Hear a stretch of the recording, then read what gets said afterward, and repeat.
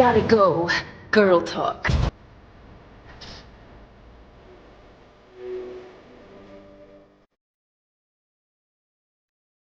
Boom! Hard in. Hey everyone, welcome to Gotham City tonight. AJ's screen is black, or is it just for me? Oh, and No.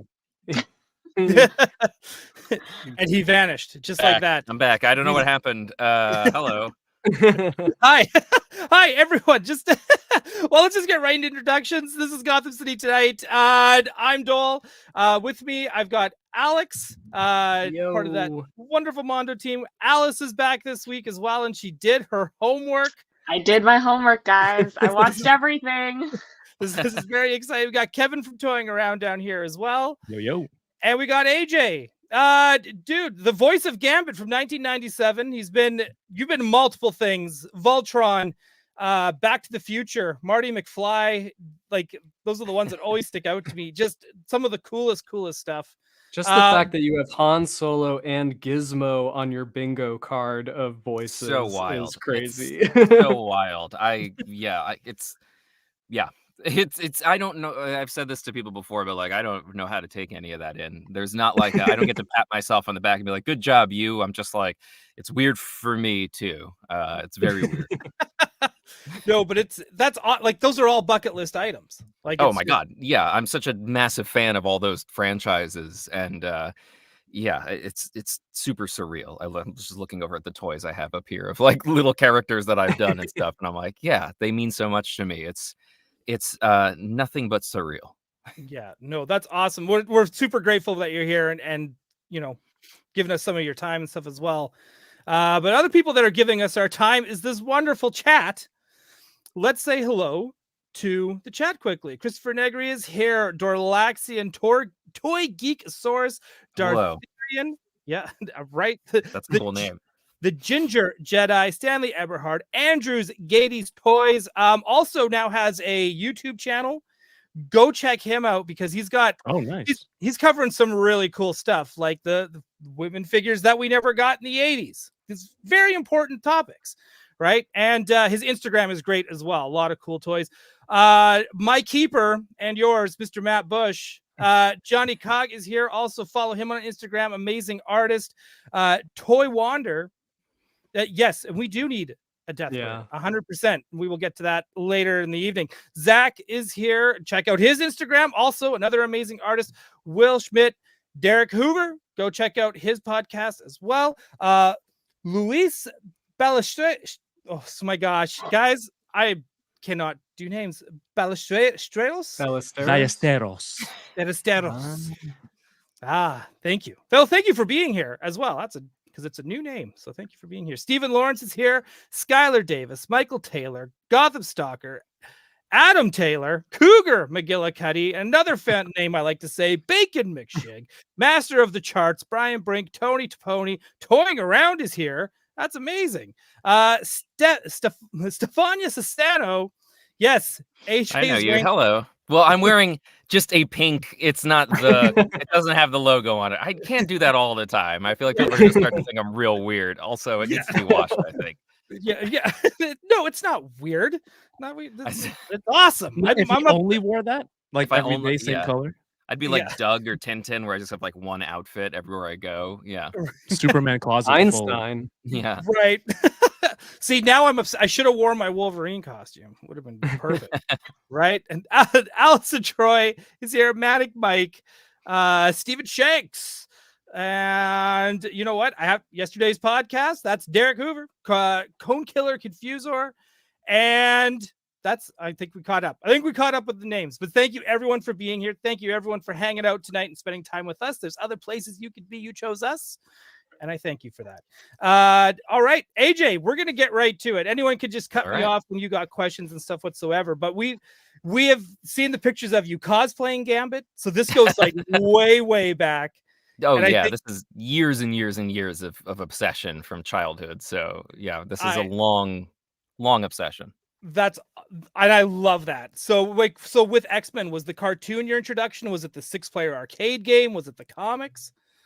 I mean, it was probably the cartoon. I want to say pretty confidently it was the cartoon, and then just sort of the the energy around it, the Pizza Hut and the arcade, and it all sort of fits into that arcade culture of like there was the colors and the neon, and it just seemed to be sort of everywhere for me. You know, I mean, as any kid in the 90s, you go to KB Toys and like really wanting that Sentinel. Like I remember seeing that going, oh my God, I need that. And I never got it. And then I want to say for like 20 plus years, I thought there was a Cyclops visor that you could buy.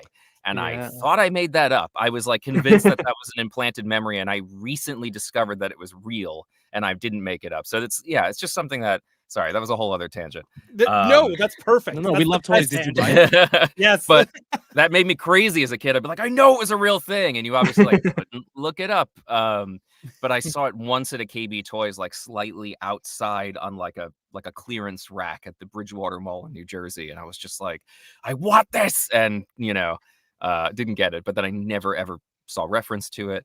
Anyway, yes, it was something that was just around. The comics. I'd go to the drugstore with like my dad and they'd have that rack of comics that you'd get. And so racks. Yeah, you just get some random issue of X-Force or something and be like, I don't know who these people are and what's happening, but I think it's linked to that cartoon I like. Yeah. So it was just. I always found that that's the best way to dive into X-Men. Like when people say, "What do you recommend?" I can recommend this, and I can recommend a bunch of other like stories, Dark Phoenix Saga, all that stuff. But I always like the way I got into it was the same way. It was the spinner rack at a drugstore in a small town outside of Saskatoon, Saskatchewan, and I just like, and it was Uncanny X-Men 274, one with the Rogue and Magneto on the cover, and my mom was pissed. She did not like that cover, but again, I didn't know who anybody was, and I was trying to like match who was talking to who, and if anyone was saying each other's names. I had no idea what was going on because it's Chris Claremont era. There's so much compact in one, issue. And then that's when I discovered, there's comic stores. And then I became like that blew my mind as a kid. I didn't know that was because you'd just go to some store. For me, it was in Flemington, New Jersey, which is a real place. And there was just this little drugstore that my dad would like buy tobacco from. And so I would there was the spinny rack. I remember getting like Jurassic Park and Alien and The Mask and like things like that. Just whatever cover I liked the most. Mm-hmm. And then I would usually use that to draw from. Like I would draw the pictures that were in the thing. And that's kind of was my relationship with comics. But of course, if there was anything that looked even remotely like Batman the Animated Series or X-Men, I'd be like that, that was his way of placating me when he'd be picking out tobacco for his pipe, which I don't know why that was a thing, but it was. And it's such when I discovered that there were actual shops dedicated to comics, it blew my mind. It's now for thinking about where we've come from and just being like getting fed little seeds of things to now you can get anything anywhere at any time. Is wild. It's pretty crazy. It's funny, like when you're I have to ask, when you're first, because I find that most people have similar stories about finding their first comic shop, especially in the 90s before things really things were just starting to explode, especially in the 90s because of X-Men #1 and Death of Superman. I would say those are the two big things. I remember getting that with the flare or the holographic cover and being confused by it. Yeah, right.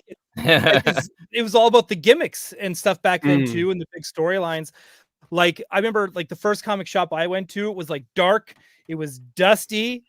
The guy behind the counter was a little weird, right? And they had like the pewter D&D characters hanging up, not knowing what the heck that was from, and just like I remember even my poor parents, like because they were excited because I found a hobby in which involved reading. So they weren't pushing away from it. And it was that funny thing of like my parents was just like, ew, like this is not a store, this is a mess. And I'm just curious if anyone else has had that same kind of experience like in the early days of comic shops, because now they're like, they're either really big or small, but they're still like super clean and they're tidy and new toys, old toys. It's wild. My local comic book store was tiny and it reeked of cigarette smoke because the ladies that owned it like would just smoke in the store, and so I'd go in and buy as a little kid, buy stuff, always come out and my parents would be like, "You reek of cigarettes." I'm not so sure about this hobby. Right, but it's like, and Alice, like, because you don't because you make comics on the side. Yeah. So where when you were young, where were you buying your comics from? Also random shops, but like also like markets, like art conventions. I would like get little zines and things like that. Like I really loved seeing like these really indie zines or like people making their own comics.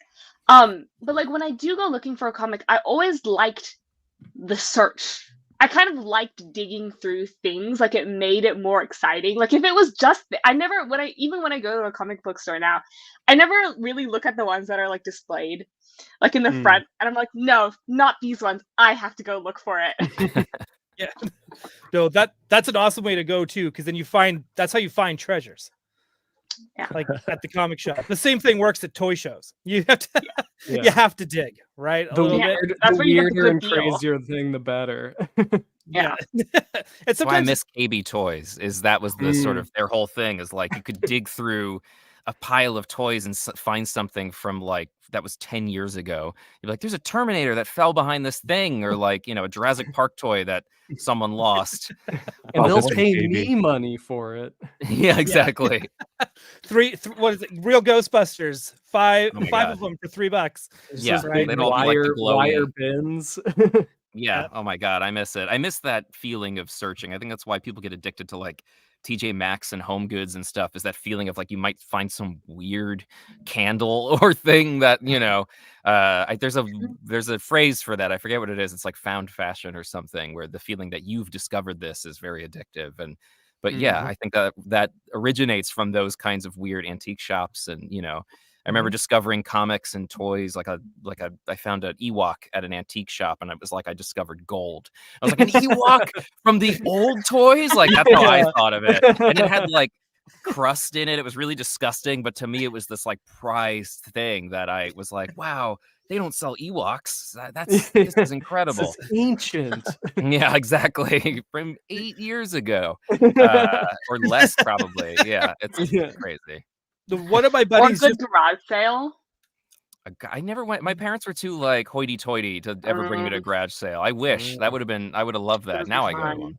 Yeah. What about toys found at the beach? Like just something you find in the sand. I found the torso of a Superpowers Wonder Woman once as a little kid, digging in the sand. Wow. It's like a Black Dahlia for children. Yeah, maybe we just someone found was this practicing. Yeah. Oh my God. It's what is that called in Harry Potter? Your crux? Horcrux? Your Horcrux? Yeah, that's probably some kids. Soul is in there. Yeah. You have to destroy each part of his Wonder Woman toy that he scattered across some beach. Oh my God, that's such a cool backstory.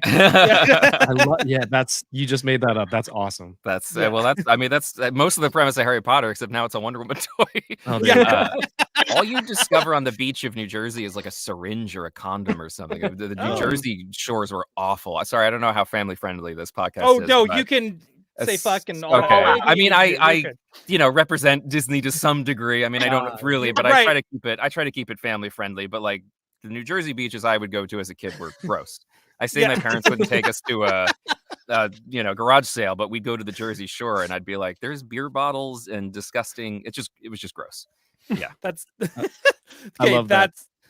I don't have quite childhood beach memories. Like, well, I grew up in Saskatchewan. There was no beaches. We just had fields. No. When Alex said, "Have you ever found a beach toy?" That's kind of the first thing I thought. I'm like, those are gross and they're probably diseased. So these are that long though, because a beach, it would get washed up, and a kid probably lost it like that morning. So how dirty could it be? Or it floated over from another country. Most of our cities are by the water. I grew up on the Gold Coast, which is like a surfing city. Anything on the beach was fair game. It's cleaned. The sea cleaned it, Hot dogs and hot dogs. Burger patties. Yeah. All fair game. Yeah. Well, if you could cook off that dirt, it's fine. It's fine. Yeah. It's all good. It washed it and then cooked it on the sand at the same time. I love how AJ's like, I'm kind of representing Disney's, but I'm trying to keep it family friendly. But when we're talking about beaches of New Jersey, that's where it's all fair. Well, because it's not like I'm making something up. It's all true. It's all like, these are things I remember finding and my parents being like, don't touch that. Like there's an Always Sunny episode, I think, about the Jersey Shore, and it's not far off. Like literally syringes was the thing my parents would tell me to look for, out for condoms, beer bottles. Like it was like there was a list to be like, now have fun.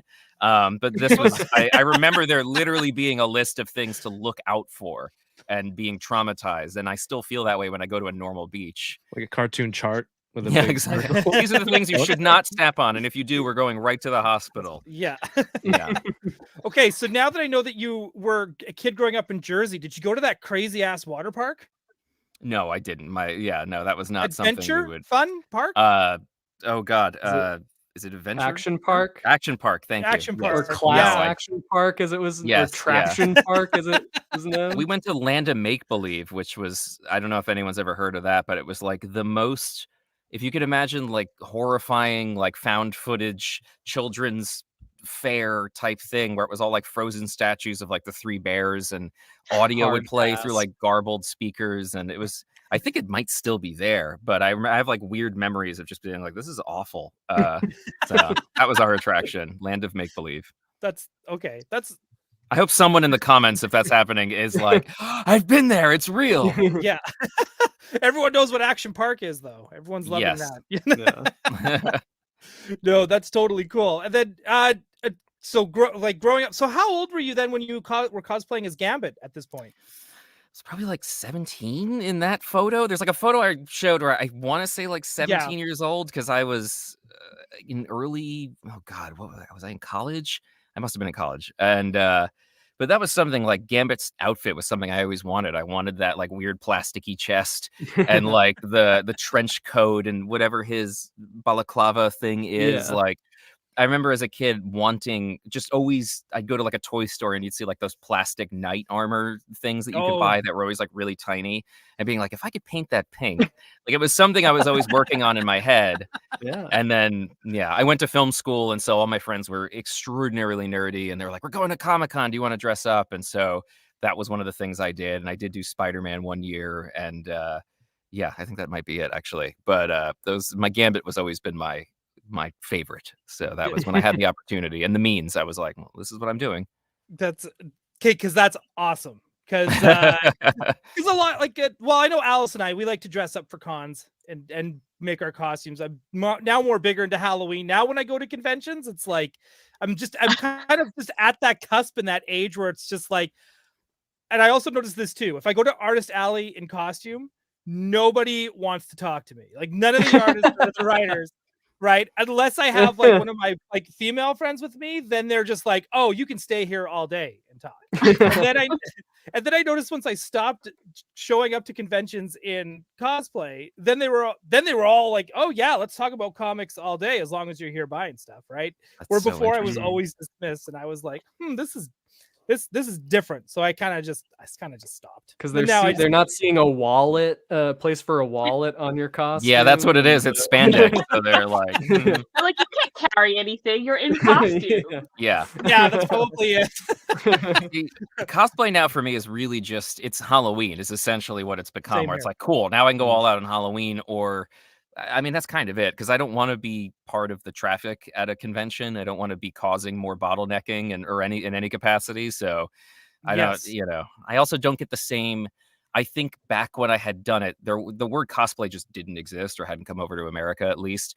And so it was just guy in costume or person with costume, Yep. So at the time it was cool to be seen and being like, oh, you like Spider-Man? You've heard of Gambit? Like just meeting someone who knew Star Wars was a big deal. Like I remember in my high school, like meeting one other kid who knew what Star Wars was like revolutionary.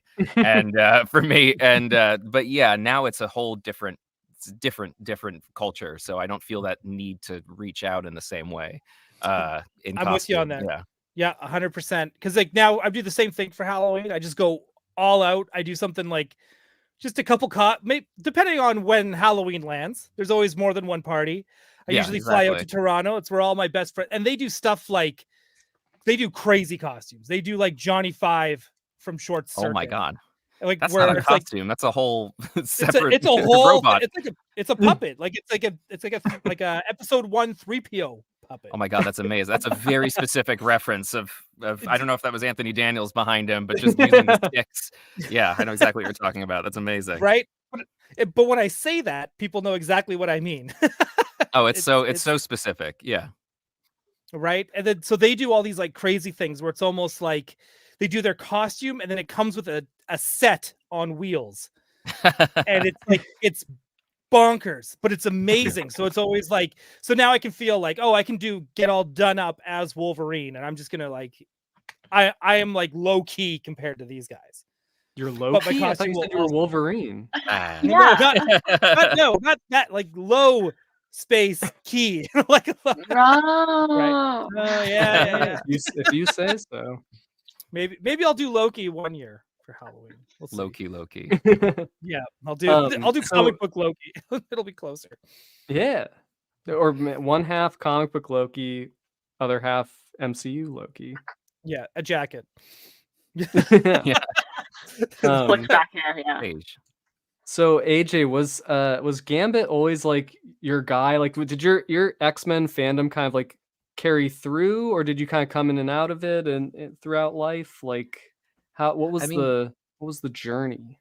It's well, so yeah, I would say Gambit from a really early age. I mean, actually, I would say when I was like younger, like really young, Cyclops was also up there because I just loved the like in the Sega game, the way he could shoot his beam was really satisfying. And so I had a very small Cyclops phase. But it was yeah, I just found his visor really cool. But then once my brother became obsessed with Cyclops, I mean, it was even before that, I was just like, that's your guy. So he loves Cyclops, and that was just his thing. And I love Gambit. I think when the movies came out, my interest in Wolverine with like Origin, when not the movie, but the comics, I was like, oh man, Wolverine's awesome. But it was still, Gambit was always the guy. There just wasn't as much content about Gambit at that time. I remember always looking up or looking through Wizard magazine to be if there would be some kind of Gambit portrayal in the movies. And I was really excited in one of it's like Mutant Academy, I think, where they had a Gambit player.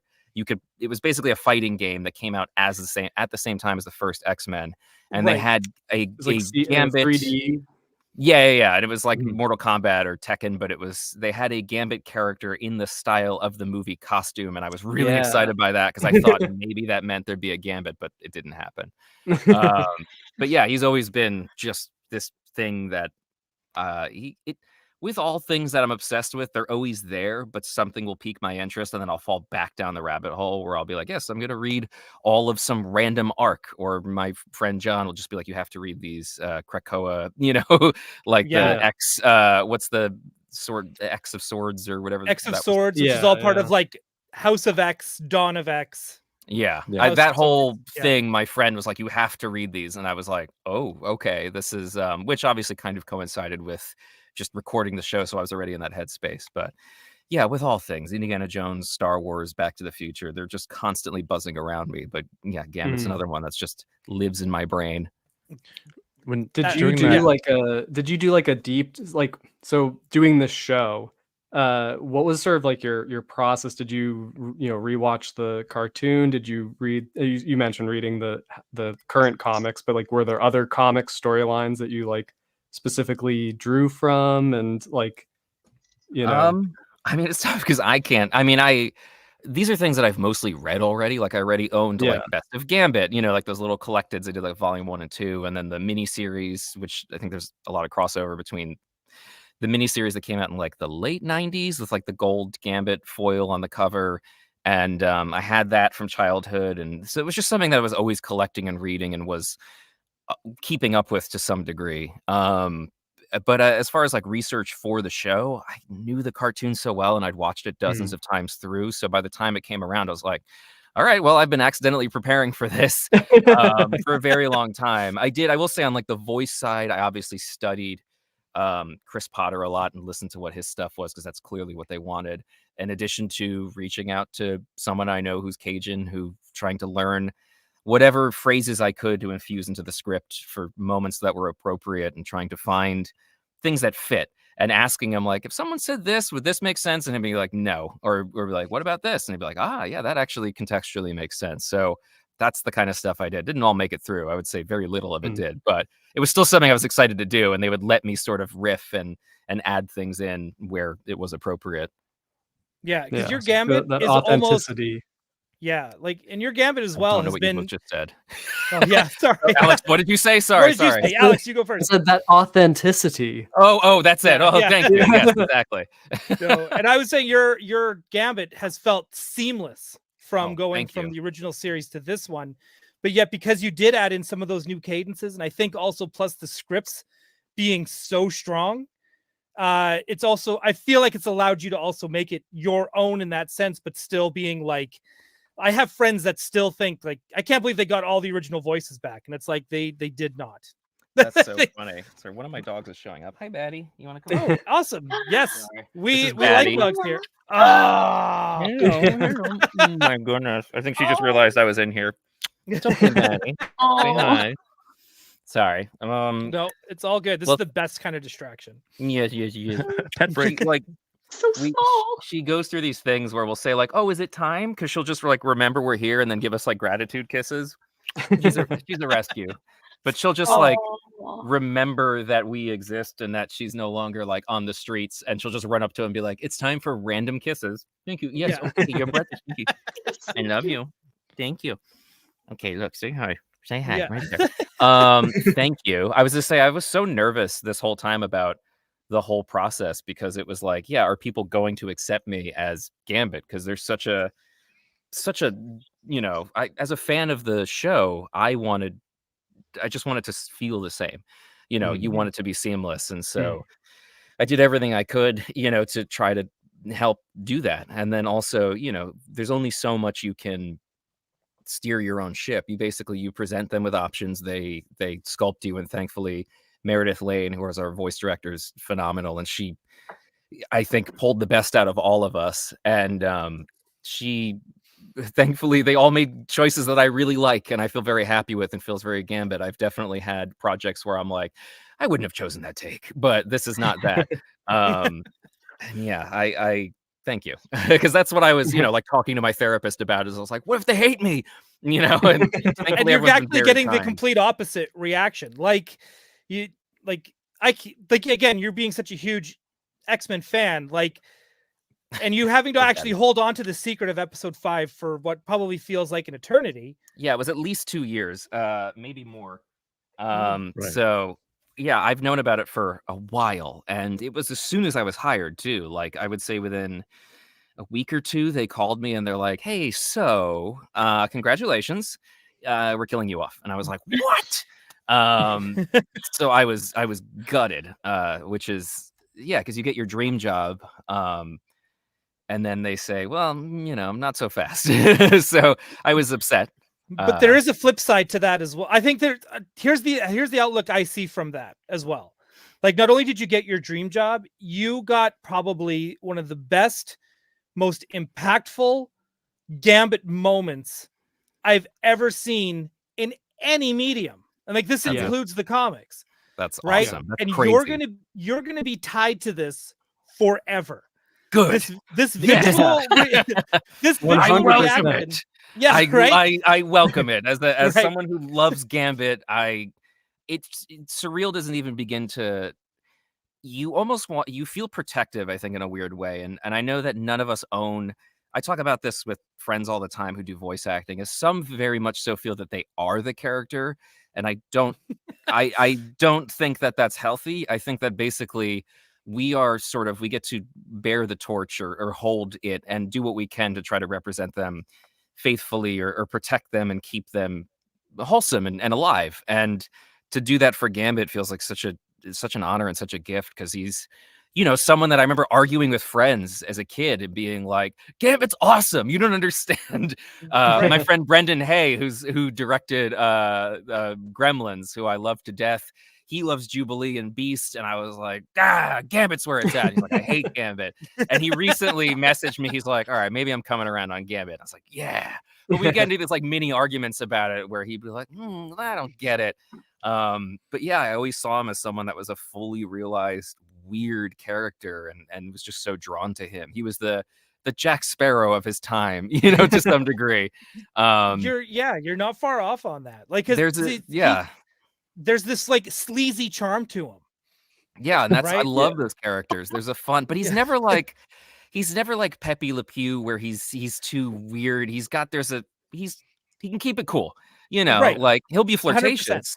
But there's a respect and an honor and I love it. I just love him so much. And so, yeah, to speak to what you were saying, the idea to be tied to that in any capacity is it's unreasonably cool. I don't know how to absorb that other than to be thankful and thank everyone for accepting me or those who have. Thank you. Yeah, no, it's been like this season, like we're like just the first 5 episodes alone. I was not expecting it to be as like mature. Like even like when you take a look at the original series and even Batman animated series, that was a time when syndicated animation was, you know, just as much for adults as it was for a younger audience, because they didn't talk down to you. Right. But here I feel like this series has been not just like, there's been a lot of legacy sequels that have come out in the last 5 years. I feel like stuff from the 80s and 90s that are getting all this. Ghostbusters is a prime example of this, right? Indiana Jones. Yeah, there's so Indiana many. Jones. It's part of what's in the water. Yeah. Yeah. And I feel like this series so far has done it the best because it's elevated the original series.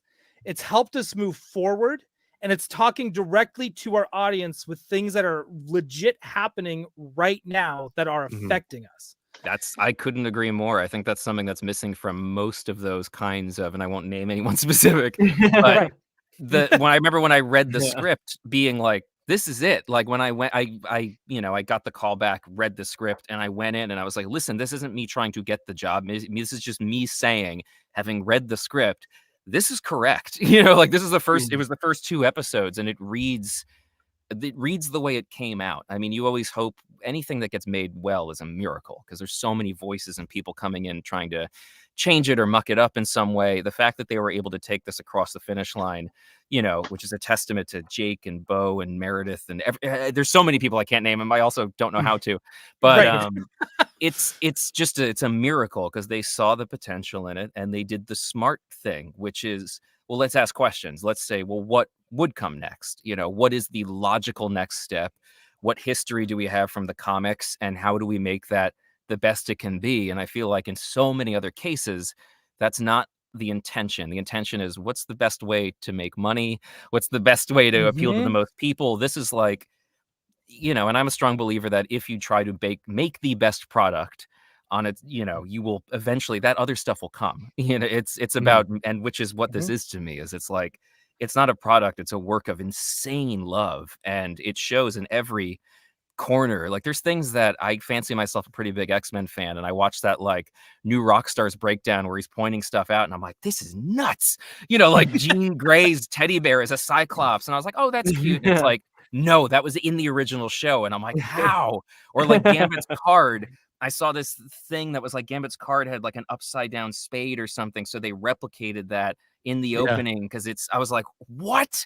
And it's that on all levels. Everyone's firing at 100%, and so it's insane. Sorry, I don't remember what we were talking about. I just was like, let me tell you how cool it is. It was legit that, because we were talking about like legacy sequels and moving things forward, and like, because it feels like it wasn't like, this feels like this show was already getting made last year. Like it doesn't feel like 2 years ago or longer, however long they've been planning it out. Because even in the second episode, they pull a Jan 6 at the United Nations, right? Like it's just like, well, that, as far as I remember, was already there. Like as of 3 years ago. That's like, I went to see what was Hades Town. Have you guys, anyone seen that? There's a song called The Wall where it's like, why do we build the wall, my children? And everyone's like, ah ha ha, it's a Trump song. And it's like, no, that was written like 10 years before any of that stuff happened. And it's like, wow, it's amazing how that is specifically poignant. But maybe I'm not remembering it right, but I'm pretty positive that just existed prior to that. It's just part of who X-Men is. Like if you go back and watch the original show, you would think like, well, obviously this represents this person today, and it's like, this is just something that exists. In God loves, reality. man kills, right? That's another Yes. storyline exactly that I think is still very relevant today. It's frightening how relevant it is and how it'll always be relevant, because unless we all suddenly realize how silly it is to constantly be fighting and warring, like, it's just part of who we are as human beings, and X-Men represents that at its core. You know, it's not like it's a whole different world than like Avengers and all that stuff, because it's built on this foundation of reality and how to filter. Sorry, I feel like I'm just talking so much. I guess that's why you brought me on. No, that's why you're here. But, yes, okay, sorry. But it represents our truth and our reality, and the post that Bo made about Pulse and all the things in 9/11. I mean, that's so relevant to what you see, and I know that everyone that works on this show is bringing some element of their own trauma. And yeah, I mean, that's what that episode 5. It's like, it feels real because it is real. Unfortunately, you know. Yeah, and yeah, there's very few things I think that can do that, other than like Game of Thrones, you know, where you're like, oh. But even still, I think X-Men still hits different. I think I posted on somebody's like post about it, like where I said this hits different than Infinity War and Endgame. Like it just it feels real, like, and because we know these characters, for a lot of us, like we know these characters, this was like one of those adult wake-up calls where it's like, you had your fun, you've had your nostalgia episodes, guess what, you're an adult now, time to grow up, you're doing it today, it's episode 5. Like, that's it's awesome. I love it. When I read that, I was like, yes, because that's X-Men. I mean, that's X-Men. It's what anyone who says X-Men is like punching and fighting and all that stuff, it's like, that's the most surface arcade version of that. There's so much more. And even the game, like you play like the Sega games or whatever, there's so much going on even behind the scenes in that story. It's so deep. I mean, all the stuff with I can't even, there's too much to name. You get it. Right, you know what I'm talking about. I'm preaching to the choir. We're just ricocheting the same sentiment back and forth. We're in an echo chamber. I feel like all us like hardcore X-Men fans have on some level been yearning for what this show is and what it's doing. And it's almost like we have like a psychic connection, you know, all X-Men fans like, yeah, dude, right, and that happened, like, of course, and they're doing this, like, you know, it's just like I've never experienced something that is just so connected to its audience in kind of in real time, like for us experiencing as it premieres. But I feel like Spider-Verse is maybe one of the closest things I feel that way about, is any of the, you know, like Into the Spider-Verse and those movies are, again, it starts from the storytelling question of what if, like, well, what's the best version of this? What is the, you know, you're not trying to put a bunch of things you need to hit. Like, we have to have this thing so we could sell it as a toy. It's just, what is the most emotionally true and impactful and relevant thing? What excites me? And I think that, you know, so many of the movies we grew up with and TV shows were from that point of view. Like, even some of the most things that we sort of like poo-poo now, like some of the worst movies at the time, still were working off of that, like, well, what if this happened? And I feel like this brings back a lot of that very, I hate to say basic, but like, you know, 101 storytelling is like, well, what's exciting? What works? What's emotionally impactful, as opposed, and it sets everything else aside. It's just trying to tell a good story. It's brilliant. I mean, I wish I had any part of that, but I don't. I'm just a voice actor. I just get to show up and clap and then leave. Since you are like, I mean, you are a part of the show. You read the scripts, like, but are you still able to enjoy it as a fan when you see the finished episode and you see all of the pieces coming together? Like, what is that feeling? And I guess, like, at what point did it happen? Like, were you shown, like, you know, early animation, or just like, what was your experience of like seeing the full show, right? Like, it's a weird feeling of like, whenever I'm on screen or like my character, I'm like, you know, like, I'm like, did I do a good job? I mean, I think I'm coming from that point of view of like, did I do it the way I think it should be, or should I? Because it happens all the time where I'm like, oh, I wish I said this line like this. So there's that tension is always kind of there. But it's, you know, especially with the so many of the fight scenes, I've only really seen what Gambit does.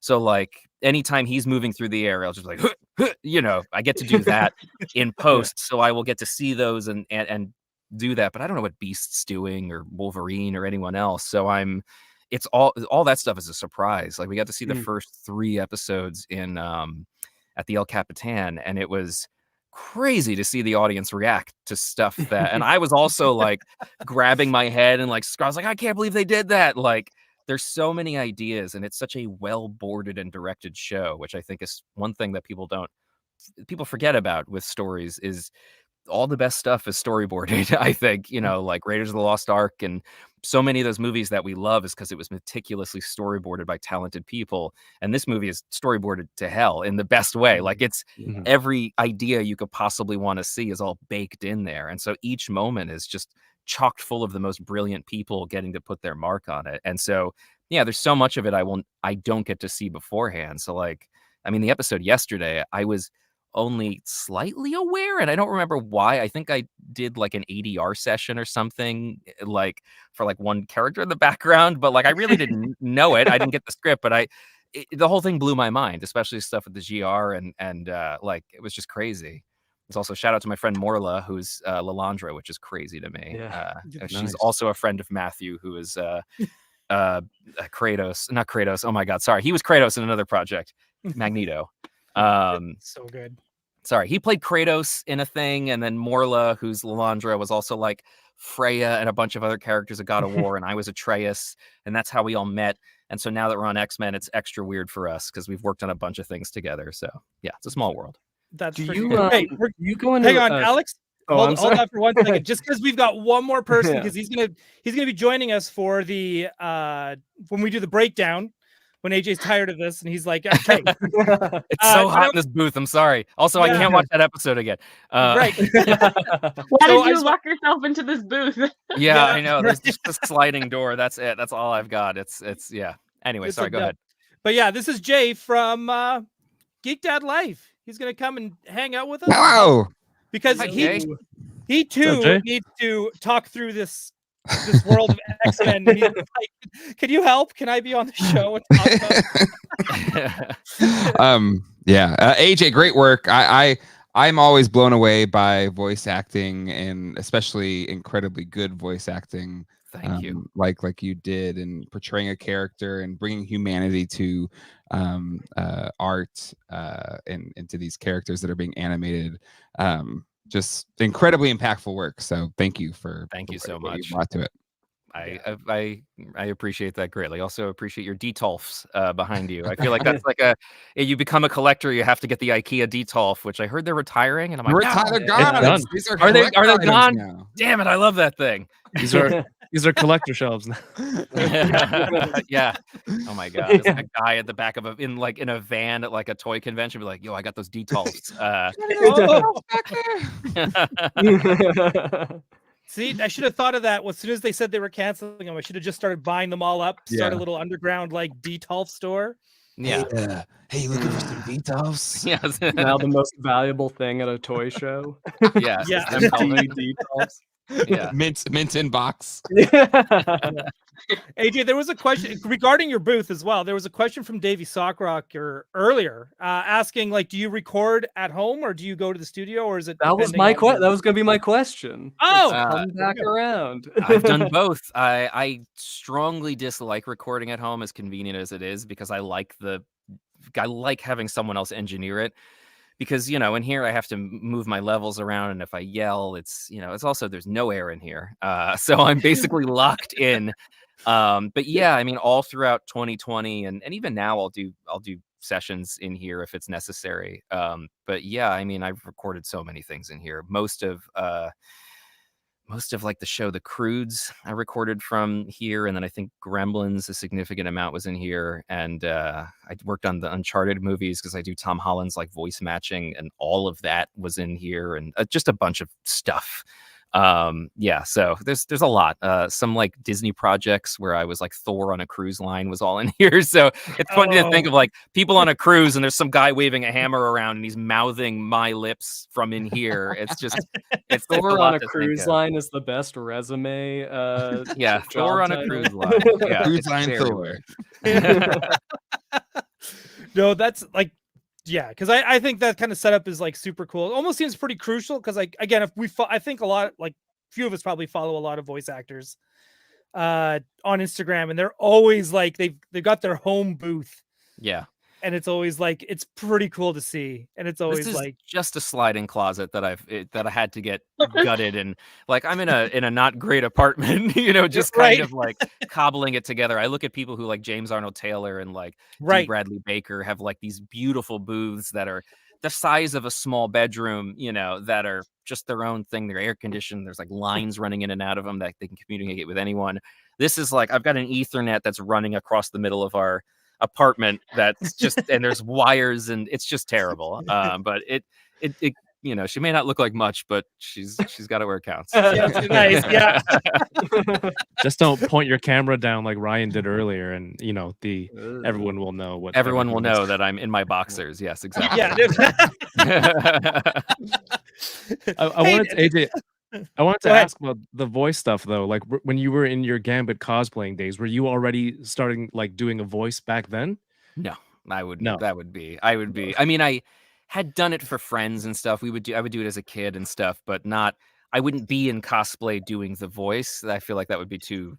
You know, I also was so young and goofy looking that it would have been really weird for people to be like, "Hey, Mondo," you know, just this little, this kid. I don't know. It would have been too much. But I had already. It was something that I was already kind of like aware of, and doing. Like my friend Ben and I would say, "Are you an assassin or a thief?" And it was just something we'd say like in the hallway in high school. Nice. So, yeah, it was. Yeah. That was great. That was awesome. Which he definitely doesn't say in the 5 episodes that but it's just something that, you know, he says it. I don't remember if he even actually says that in the original series. It was just something we would say to each other. Right. But it sounds very Gambit. Cool. Like it's just right. Well, because there's the Assassin's Guild and the Thieves Guild. So they were, yeah. Yeah. That was a wild episode. It really was. The tide. Yeah. No, like I think that's super, like, because again, that's what to me, like that's how I feel about X-Men as well. Because like again, growing up, small town, you know, there's like a handful of us. I could probably count on one hand how many of us read comics because that's how small. Oh, 100%. Everyone was into sports and like farming, and that was it. In my town, it was like if you found one other person who even knew what X-Men was, at least in my case, it was just like you have seen it. You know what it is. You know who Batman is. Like that was, and it sounds silly to say now, but like it was a thing. It was definitely a thing. I remember being like, "Oh, I'm the kid that likes Star Wars," or "I'm the only kid in the school who knows who Indiana Jones is," or doesn't just think of him as this like thing. You know what I mean? Like everyone knows who James Bond and Indiana Jones is, but I was obsessed with Indiana Jones. So it was like a whole other level. And yeah, a little school in New Jersey, you didn't just come across people who knew who X-Men were. So yeah, it definitely like, bonds you when you find one. Yeah, and it's like, or just even comic readers in general. Like it's just, oh yeah, it was kind of like that really fun. Like it was really great too, because again, I was such a huge nerd. Like it was, like I was the only kid in grade 12 that's wearing like a Storm shirt. I wish I could have found a Storm shirt. I remember like when Hot Topic came to my town, being like, they have things I like on shirts. Like that's what? Like, because if I remember, like you couldn't just find. Remember we went to like a mall in Florida and there was a Star Wars T-shirt, and it wasn't even something I liked. It was the fact that it was Star Wars, and I'd never seen a Star Wars T-shirt before. It's like I have to have this. It was like TIE fighters in asteroids or something. Like I feel like you can't emphasize enough to people that don't get it, like how sparse it was for a nerd to like. Just see that stuff in the wild. Yeah. It was crazy. And when we did find it in the wild, it was expensive. Yes, it was like a $50 T-shirt, if I remember correctly. Yeah. Yeah, like I remember, like I think I had like again I always say my Storm shirt, and I had a Frank Miller Daredevil shirt as well, like in high school. Both of those, I had to like, I guess I won't buy comics this month. I'll save up and get that shirt because that's how. And again, like. It's crazy to think because now, like, me and my buddy went to Walmart this morning, and there was a whole area of like Spider-Man basketball jerseys and Deadpool jerseys and cable on tank tops, right? Like these characters are now everywhere. When we were kids, the closest we got was a cable knit sweater. Ah, check him out. Yeah. I love it. That's amazing. Right. But but yeah, so it's like again, Star Wars Insider for me was one of the big things. Is I subscribed to Star Wars Insider, and when that came in the mail, it was like, that's it. This is all I'm doing for the next week. Is combing over every inch of this magazine. And I used to look at the is it Jawa Trader was like the store that they had in there, and would just read through it over and over again and be like, I want this lightsaber, or Luke's Bespin jacket, or Han's like. Can I get this set of micro machines? Yes, yeah, exactly.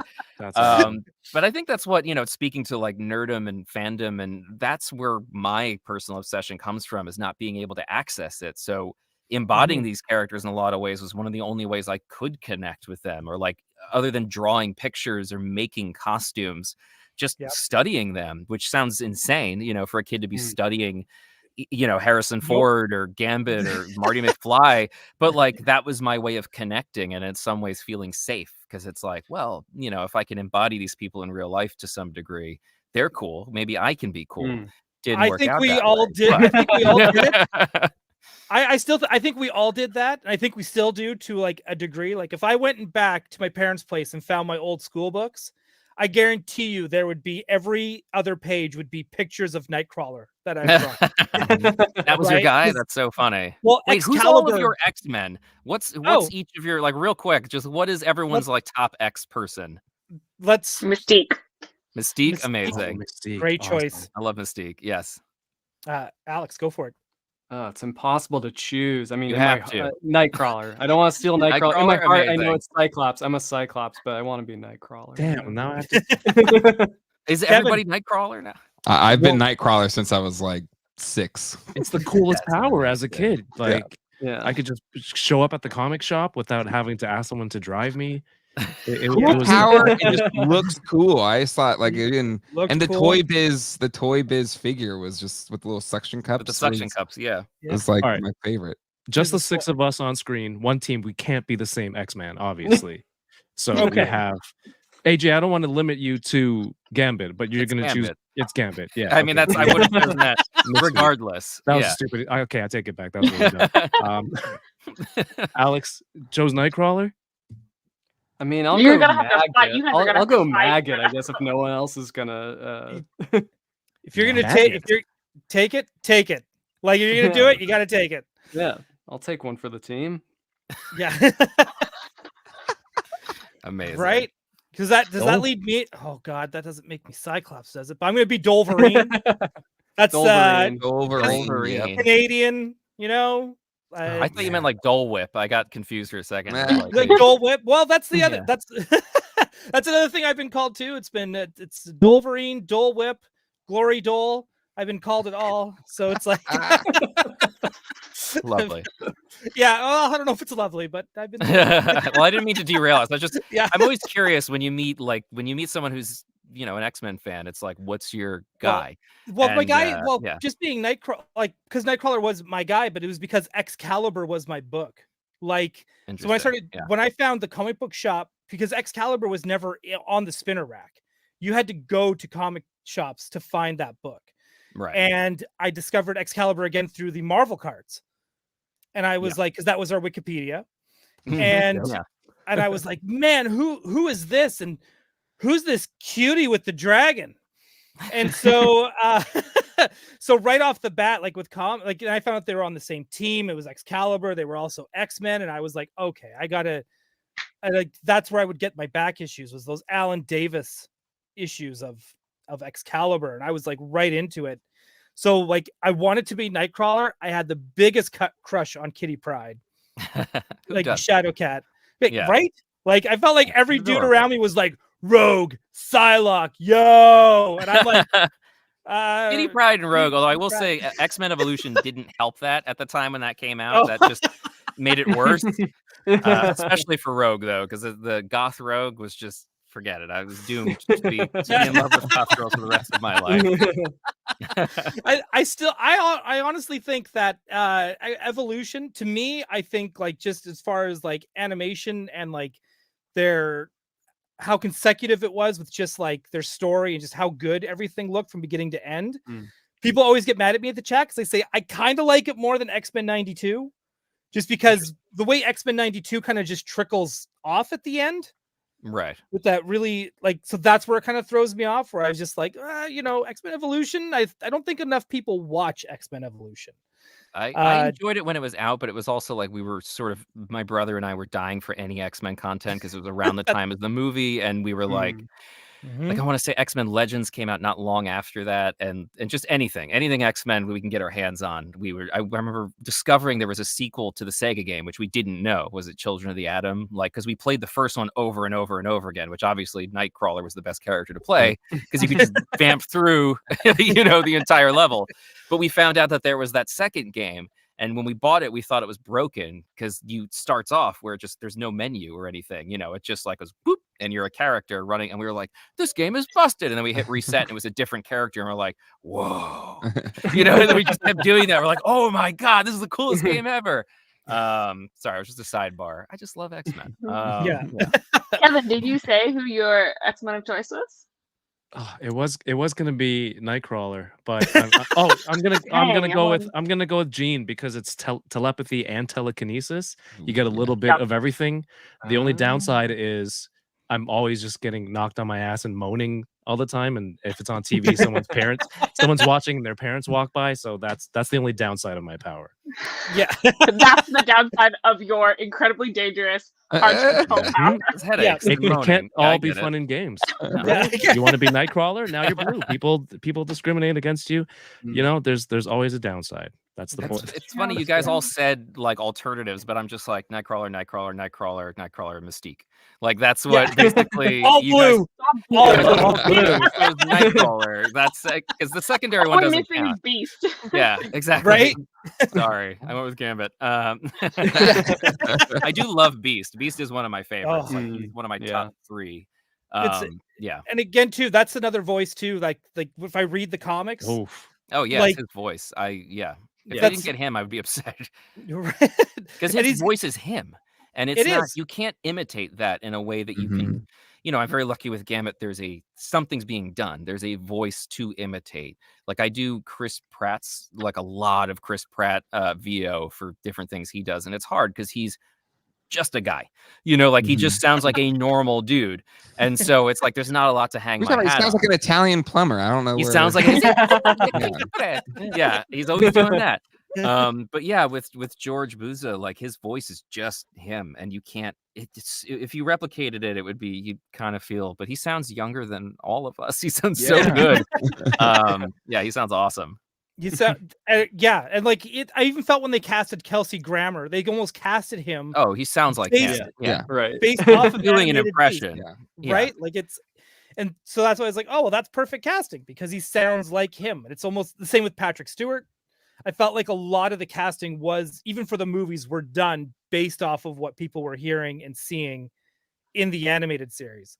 That's what I have a feeling. I have a theory. I haven't said this out loud, but the kid who played Elvis, I have a feeling if they ever do a live action Gambit, they're just going to be like, get that kid who played Elvis. That's like Gambit. Like, I have just a strong hunch that that's what's going to happen. I have no opinion one way or the other, but I just, those like Marvel things where like Jean-Claude Van Damme was the person you kept seeing in like Wizard magazine. I feel like that's sort of the obvious casting in some ways, which I don't like obvious casting. I like when someone does something a little strange. Like I think that's always more exciting. Like even James McAvoy as like Professor X was like, yeah, that's awesome. Like he kills it. Michael Fassbender is, they're so compelling together. And I mean, Hugh Jackman as Wolverine, who would have guessed? Like if you were to cast someone, obviously we all hear those. Sorry, another tangent. Someone that you think of as a Wolverine character. I think in Short. That era. Short. It would have been. I want Danny DeVito, or I know that. Bob Hoskins was apparently wasn't that a thing for a minute? He would have been great. Like with his accent. I know that's not appropriate, but I love it. Like, as a Canadian, I'm slightly offended, but no, I get it. God, if I could go back in time and like make the MCU like just over again, it's like Michael J. Fox as Spider-Man and Bob Hoskins as as Wolverine, and there's people have done these breakdowns, but like those to me would be like the golden version. I mean, Tom Cruise is Iron Man. It's like it's so funny to me. I love that stuff. Brad Pitt is Captain America, or is Thor, I guess. Yeah. I would have made Hulk Hogan Thor. No, that would have been terrible. Macho Man Randy Savage is Thor. Just cause, just for me. Yeah. I would love that. Lightning. Just him doing like, oh yeah, that's Guardians. Oh yeah. That would have been, yeah. That's it. I'm gonna go back in time, become a billionaire, and just make a Thor movie with Macho Man. Yeah. I always thought like Matthew Broderick and Molly Ringwald as Cyclops and Jean. That's right. I thought you were saying Matthew Broderick as Hulk, as Bruce Banner would be really interesting. That would have been good too. Although Molly Ringwald as I could totally see him as Cyclops too. He has that sort of pensive energy. Yeah. He's got a cuteness to him though that I don't know if I associate to Cyclops. It's true. I feel like he's got a little bit of a chipperness. Right. Oh, okay. Yeah, that's true. That's a fair point. But he's an actor, so I hope he can act it. He was great in Godzilla. Which I really unapologetically love that movie. So. Guess what? So does Alice. That's her favorite Godzilla. There's something so charming about the effects, and also like the it was cute. It's a cute, weird movie. I totally agree. And also the time it came out, there was all these like promotions with like giant cups of Pepsi and toys that I'm very affectionate towards. I kind of miss that stuff. Taco Bell. Yes, you get the Taco Bell giant Godzilla Crunch burrito. You know, I feel like we're coming back to that in a sense, but with popcorn buckets. I'm all about the popcorn bucket renaissance. The Figment and the Dune and Wolverine. Like, give me all of them. I love it. They're already teasing about the Deadpool popcorn bucket. They're making posts about it. I love with the mouth, right? It's got like a weird mouth for the That's brilliant. Are those real? Yeah. Well, it's funny because wasn't it like Kevin Feige who was like, you know, unlike some popcorn buckets that were unintentionally phallic, this one's going to be intentional. I love it. Yeah. I love when a property knows what it is, and Deadpool is Deadpool. You have to let it be Deadpool, and that's what's great about it. Yeah. I like that. You know, even with X-Men 97, they're giving each of these properties their space. You know, in a way that I think is you can't put them all under one umbrella. You know, they don't all go on the Kitty channel, and they all have to fit into that. They're each individual things. Deadpool's nothing like X-Men, but yet they cross over and can cross over, and it's like, I love that. Yeah. Also, not a spoiler because I don't know if that does happen. I don't know anything. Well, I really don't. I don't know anything about nothing. So I honestly I can't wait for Deadpool and Wolverine just to see because of that. I want to see where this takes us. Yeah, same. And I can't wait to see something that's like very aware that it's MCU and Disney, and it's just going to do whatever it wants with it. It's so fun. I always, when a company is cool with that kind of stuff, I'm all about it. I just watched a movie recently where I was so impressed that the company, it was Barbie, where I was just like, oh my God, Mattel allowed themselves to be made fun of in a way that's like so healthy. You know, like in a way, they weren't like, you can't say this about Mattel. You can't portray us in this way. You can't do this. Like the fact that it was just like, this is the best version of this. And ultimately you look better for it is such a cool way to go. You know, like, Barbie was great. And the fact that Mattel was like, go ahead, make fun of us is so cool. I love that. Yeah. Because you never know what these corporations, like who's got the ego to like, we can't do this. Yeah, totally. And I mean, that's how most things happen all the time is there's someone at the top going, I don't like that. And then everyone else looks bad because of that decision. But when you make a creative decision without ego, it's amazing what cool stuff happens. You win Oscars and it's nuts. Oh, okay. When we go off the air, later on, AJ, I have a story for you. Okay. All right. About Barbie. Okay. No, it's about another movie, but it's but it's something with that, but it's also really funny, and I think you'll enjoy it. Okay.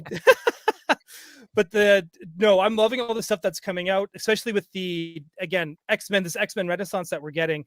Again with the red tape and companies. This is another thing I wanted to bring up as well. So I'm glad we kind of somehow managed to segue into this.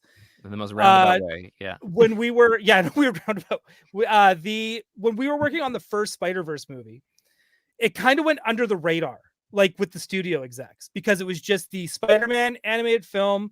It's not live action. Then the first trailer came out, and I think it caught the studio off guard of how the reception is, because at that time Sony Animation was just coming hot off the heels of the Emoji movie that was beloved by everyone. And so it kind of went from like no one really paying attention to us, so we were just kind of doing our thing, to all of a sudden the Eye of Sauron just zoomed right in on us and fast. And I was kind of curious, like maybe on your end, you may or may not have seen this, but I kind of feel like Disney was caught off guard. Disney and Marvel might have been caught off guard by how popular this show has been. Oh, I think so. Do you feel that way as well? I mean, it's weird because they felt I guess I got the sense that they knew it was good, and they had more marketing behind it than I've ever seen any animated thing ever. I mean, at least from my direct experiences, I've always been very frustrated with how little shows are supported. Like, there's always this aggravation where you're like, this show's really good, and no one's seeing it because no one's, no one knows it exists, and it's a constant battle with streaming. But I mean, right from the get-go, the stuff they were doing with the cards, like the Marvel replica cards and the artists they have behind it, like I think they I need those cards. They're so cool. Yeah, I don't know if I would say that they knew that it was going to be huge, but they knew that this was cool and important, and whoever's behind the marketing for it gets it. The Pizza Hut stuff, like the stuff that reminds you of pizza, and then just the Toy Biz style commercial was brilliant. Whoever's there needs like a promotion or a hug. I don't know what it is, but like whoever's running that stuff is brilliant. And it's so exactly what you want to see, because I feel like so many times I've been on the other side of this where you're going, wow, man, imagine if they did a toy commercial, or imagine if they had like edited it like it's a soap opera and then released that, or replicated the cards. Like, they're doing all the things you want them to do in the best way, and it's just making us love them more. But I mean, as far as the reaction goes, none of us knew this was going to be, I mean, we hope people connect with it, but especially like the crop top Gambit thing, and like none of us knew that was going to become a thing. Like, that just came out of nowhere.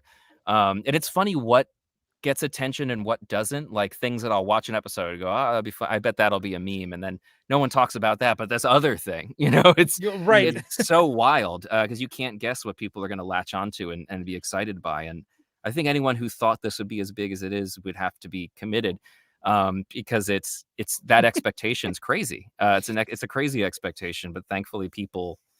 Yeah, I mean, it's a testament to how good the artists are, and the writers and the directors, everyone. It's firing on all cylinders. I don't envy them having to now continue to be great, because that's the hardest thing. It's like, congratulations, kid, you hit a home run. Now hit 100 more of those. Yeah. So, but that's kind of been the style. Like, the show has been hitting. Like, you guys have been batting 1,000.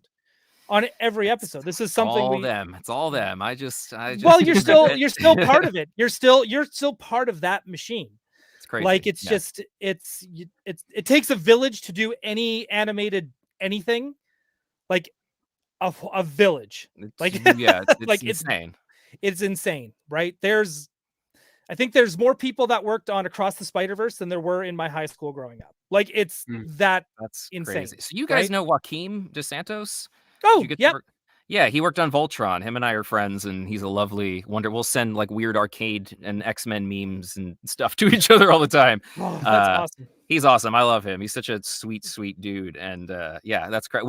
So I went to there was like a fan preview that he was like, hey, like, my movie is coming out, or like this movie I worked on, do you want to go see a screening? And I was like, you talking about Spider-Verse? Like, as if I don't know, as if I didn't like, I know what you're up to. Yeah. And he was like so humble and sweet about it. And he's like, well, I'm one of the directors. And like, he was very humble. And he's like, he basically like asked, like, it would mean a lot to me if you'd go see it and tell me what you think. And I was like, yeah. And I watched it. And I was like, fucking hell. Sorry. I don't know if I cursed. I was like, dude, like, I texted him right afterwards. I was like, get ready to go to the Oscars. Like, you're going to the Oscars. He's like, really? You like it? And I was like, dude, this is phenomenal. Like, this is my favorite Spider-Man ever. Like, it works on every level in a way that, like, I love the first one, and I feel like this just upped the ante in a way that I couldn't even imagine. And so, where am I going with this? Yes, Joaquin's awesome, and and congratulations to him. But I just remember him being very humble about it, and it's crazy when something's good. You're like, get ready. This is great. This is objectively perfect. Yeah. Because you never know before until it comes out. Like because you were saying, like, you don't know. Like, and again, like even where Alice and I are in the pipeline for these movies, you kind of don't always see everything together. Yeah. So when you see like Gwen's world at the beginning with the music and the score, and yeah. I'm already like, holy shit, you're like crying because you just like, how did this happen? Who made this? Who allowed this to happen? I think that's the thing, is like some very brave, very sneaky people. It's amazing how these things happen in a vacuum to some degree, or happen off to the side, like the sort of guerrilla warfare style creation of Spider-Verse, where it's like, well, we've got our other things we're working on, so go ahead, you guys do this other thing. You know, it's like, it's sort of the sense I got is like, all right, you know, there was a lot more real crazy. Yeah, there was a lot more trust going into the second one due to how well the first one did. That's great. And like when before the first one came out, there were people being like, them knowing I'm a huge comic book fan and all that stuff, and they're just like, are fans gonna dig this? Because they were like worried about the, spoiler alert, Olivia Octavia, Doc Ock reveal and all that kind of stuff, which still gives me goosebumps today. That's so good. I know, I got chills thinking about it. Right? That's what that universe works so well for, is those kinds of subverted surprises, because this isn't a universe that's OG Peter Parker. You can do kind of whatever you want, whatever feels emotionally correct, and that's just the way to go. And it works so well. But yeah, that second one, there were so many moments in the theater where the reality of their exchanges and how grounded it was were just so spot on. Where like the conversations with the parents are like my favorite parts, because it's wow, holy crap, that resonates, you know. And that's so, and I think that X-Men in a lot of ways, there's those moments where like Wolverine's like sitting on the couch and he's like, there's a lot of that going around here, like little quips and things like that, but especially with Morph, are so true to how we interact. And we don't always get sort of fed that in things we love, especially with legacy stuff, where everyone wants it to make money and be safe, but you have to be risky and you know, to make that stuff work. Yeah, I feel like there was no one was wearing seatbelts making X-Men. Just no, not at all. Because again, like even like, what is it, like episode 2 or 3, where it's like they're literally like teasing Gambit, knowing like Morph and Wolverine knowing what's happening between Rogue and Magneto, and they're like, danger room. Oh, looks like they got it this time. And that's this brilliant. Time. I like that. There's fan theories that's not real. That's fan theories that is part of oh god, is Sinister's, because it's green. They're like, oh, all the Sinisters are the green, so maybe that's not really happening. But I'm like, it might have been. There's so much in that show that I respect, like the baby getting dunked in the vat. Oh, like the whole audience gasped, because we were in the theater for that episode, and everyone gasped, and I was like giggling because I was like, you know, it's probably like amniotic fluid or some sort, or whatever the thing. Like, it's fine. I was like, how is he breathing? Yeah, but it's those like kinds acid. of risks. Well, just throwing a baby in the soup. That's what it was, right? Like it was terrifying. Yeah, and those kinds of risks that they earn, and then they make you feel okay. They're like, oh no, it's okay. You know, we're all adults here. But like that, there was a visceral reaction where, this is a cartoon. I shouldn't be seeing this. This is unsafe. Right. And there's so much of that, and I just, God, I respect the hell out of it. And it's that whole was it episode 3 with Madeline Pryor? Yes. Yeah. Yeah. Oh my gosh, the animation for that specific. So I don't know who or what like guest artist was on that. The moment she turned into transformation, the Goblin Queen, the Sailor Moon transformation. Yeah, it's so good. The hair, the choreography. I was like, who did this episode? It's so much better than it was like 30 seconds prior. It's so good. It's so good. Yeah, it's crazy. They got whoever, the whole team. It's like they assembled this giant X-Men team of like multi-talented crazy people who love X-Men, and it just shows through every frame. So it's crazy. I feel like all we've done is praise this for an hour. I mean, it's hard not to. I am just I'm a fan who gets to also just drop a little something in it once in a while, but like I'm also just blown away by it in the same way that I feel about like the original Star Wars or any of that stuff, where you're just like, this is really good. Who can I scream into the void with about this? Yeah, that's what we're doing. Yeah, exactly. This is. Usually there's just 3 of us on this show. Sometimes just Alex and I. And you know, it's like the moment the show started, like the moment X-Men started, it was like, okay, everyone, come in. Let's talk. Let's talk. I just want to start another show. Yeah. Like, because that's what it's become, because it's like, especially after episode 5, it became like a therapy session, because it was, you know, we had to talk things out and talk things through and get people through keep our sending emotions. me pictures of their therapy bill. That's the thing I keep getting in my DMs, is like fake therapy bills. People are like, I'd like money for that. Like, I didn't write this. Yeah. The one thing I keep saying to people that is like, I was kind of quiet about this in the beginning, but I'm like, why isn't anyone asking me how I feel? You know, like, for me, I am suffering from this more than most, because it's like, well, great. Now this thing that I love and this character I love was just ripped away from me in the most violent way possible. And it's amazing that the story's so good and he gets this end. And it's like, you know, I told the team afterwards, I was like, listen, if Gambit just like coughed once and I got to voice that, I'd be so thrilled. But to do it in this capacity is amazing, but also it still hurts. Right. So when people are like, why did you do this to me? How did you keep this a secret? I'm like, A, I didn't write this, and B, I'm under an NDA. I can't say anything to anyone. But I think look, they warned us. They can always come back. Who knows? I'll be waiting by the phone. It's, you know, anything's possible with comics, but I try not to get my hopes up, but they're always up. You always hope with any project. I know with Voltron, I kept asking Joaquin and Lauren on that, Lauren Montgomery, I was like, he's gonna come back, right? And I was like, I guess there's only like 5 episodes left. But like my character Prince Lotor doesn't make it all the way through. Right. And I was kept hoping for a redemption. And anyone in the chat, if you have not watched Voltron, the Netflix Voltron series, so good. It's so good. Have to watch it. Like it's all right. It's another one of those cartoons that I feel like was super popular, but I still feel went under the radar for a lot of people. It kind of hit this weird middle. There's like a very specific age group that glommed onto it, and it was this sort of Tumblr age, like what's the Onceler, everyone, sexy Onceler era, like that. Everyone who knew who that was.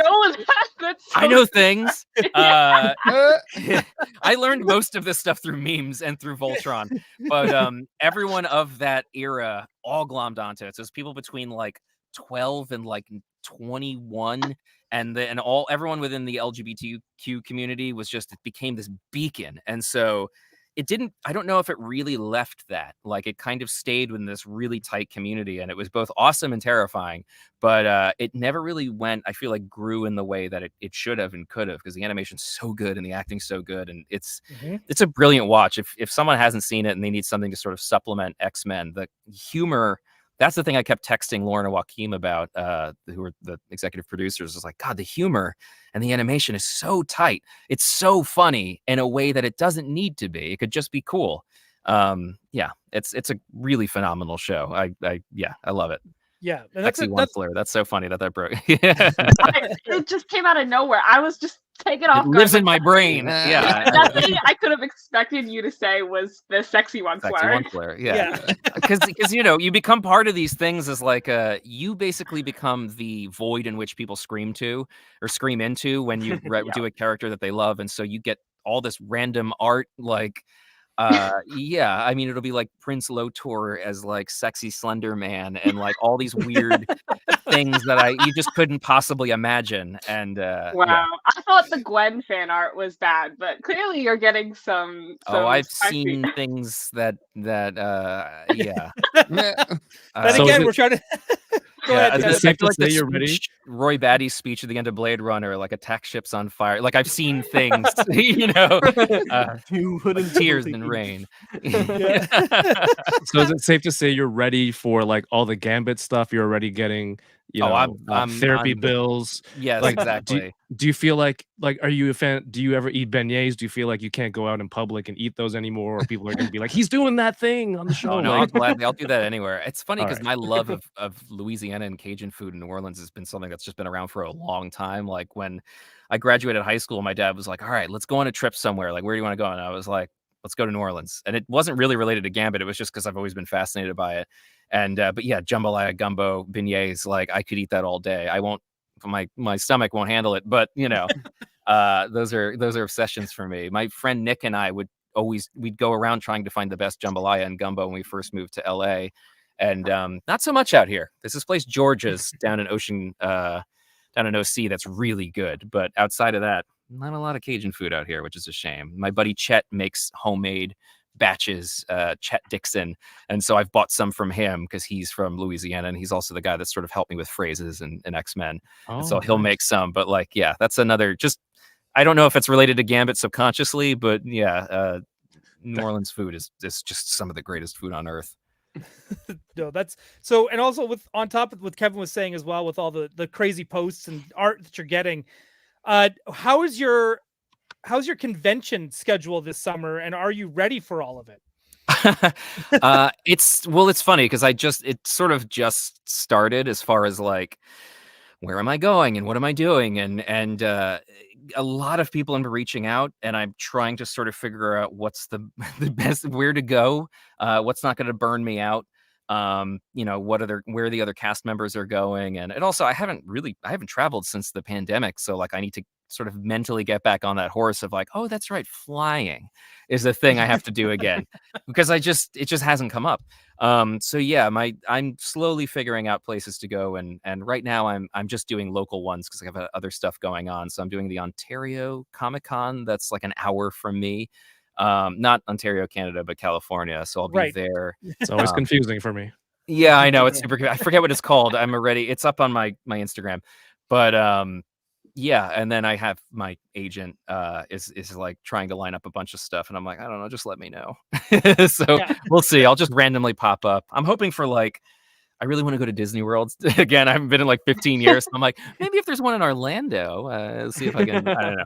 But my schedule will probably fill up slowly over the course of the next month or so as we get barraged with requests, because there's a lot of X-Men requests right now, and it's unexpected but also awesome. I'm excited.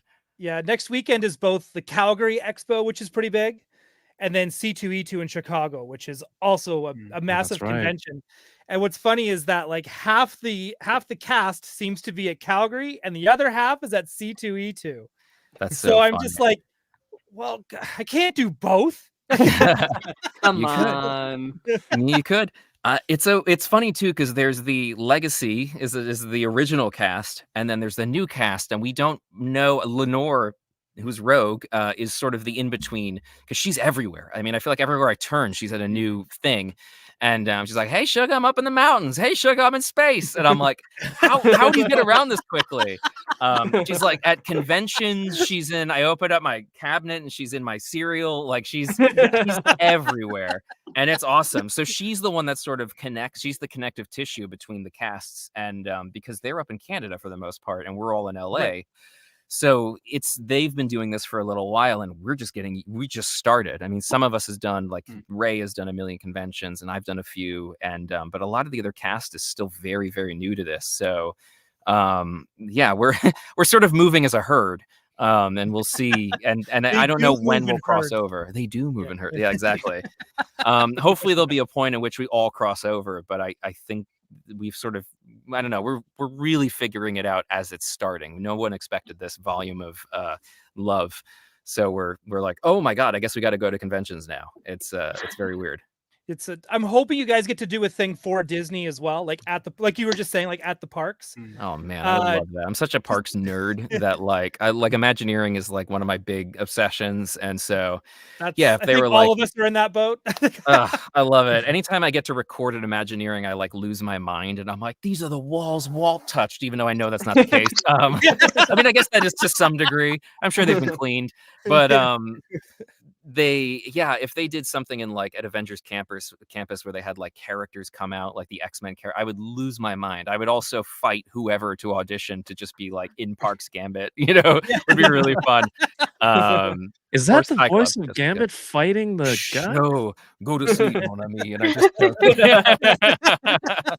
go to sleep. I don't know why. Gambit just been choking people. I don't know why that is. Carrying around a pillow. Assassin, I guess.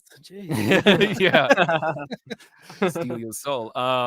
Anyway, sorry. What were we talking about? No, sorry, because I talked about Disney parks. Disney, bring it on. I want whatever that is. And the one thing I noticed too is that there's no X-Men merch at the parks. Like anytime I wonder if that'll change, or if there's something to do with, because I know that Universal has a big X-Men section, sort of. Stefania, who was on a couple weeks ago, 3 weeks ago, time has no meaning. 2 weeks ago, and she was saying like anything right of the Mississippi, like Disney can't use the X-Men and Spider Yeah, or I think Marvel you're right. in general, right? Like, So Florida can't have X-Men, No. but California could. Yes. correct. All That's right, what the so campus is. bring on the X-Men merch. I would love like an X-Mansion experience where Xavier shows you around, and this is the breakfast room, and this is the like. That's it, though. It's just a very calm tour. Yeah. Yeah, it's just it's the kitchen, and then eventually you get because the whole storyline is with every Disney ride, everything is calm, collected, and then chaos. Yeah. And then you have to get out of the chaos. So it would have to be like someone just going, quick, thank God you're here. We need your help, you know. Yeah. Quick, citizens taking over the mansion. Yeah. Use your blasters to take him down. Your special optic blasters. You've all been infused with a mutant gene when you sat down in the thing. Yeah. Yeah. Right. Yeah, I love it. I mean, I love that as a narrative structure. I'll never get tired of it. Like, thank God you're here. We need you for the Men in Black. You know, like I love that. Shoot every alien. It's like just a bunch of hapless, confused people with fanny packs shooting at, you know. Good work, team. Thank God we're here. Yeah, and now we have to erase your memory. Thanks for coming. Yeah. Yeah. And I love those Men in Black experiences. Those were the good times. The Men in Black. You mean the ride or just any of it? Like, yeah. Discovery Zone had a Men in Black experience. Like, did it? Talking about late '90s. Like, yeah, there was. I feel like anywhere you went, you could. Oh my God, you unlocked! I forgot about the Discovery Zone one. I know Discovery Zone, but I didn't know they had a Men in Black experience. I feel like that's the last place you want a man in a suit to erase your memory. Is Discovery Zone? You're just coming out of a ball pit, and it's like we're recruiting you. Help! It was a different time. Yeah, it's okay. Here's a gun. Did we ever get the Wild West experience? What was that? Did we ever get the Wild West experience? Oh man, we got the Burger King glasses. We didn't get that in theaters. Yeah. Oh, hot take. Damn. A giant spider still haunts me in like a why is this happening kind of way, but I've heard the Kevin Smith story, so I know. Yeah. I got a question before we go on too long. Alex, I've been following your work for a long time because I know your sculptures and stuff. How did that happen? Can I just ask real quick? You're just a sculptor and then you got sucked into Mondo and I mean, well, yeah, no, I mean, it's I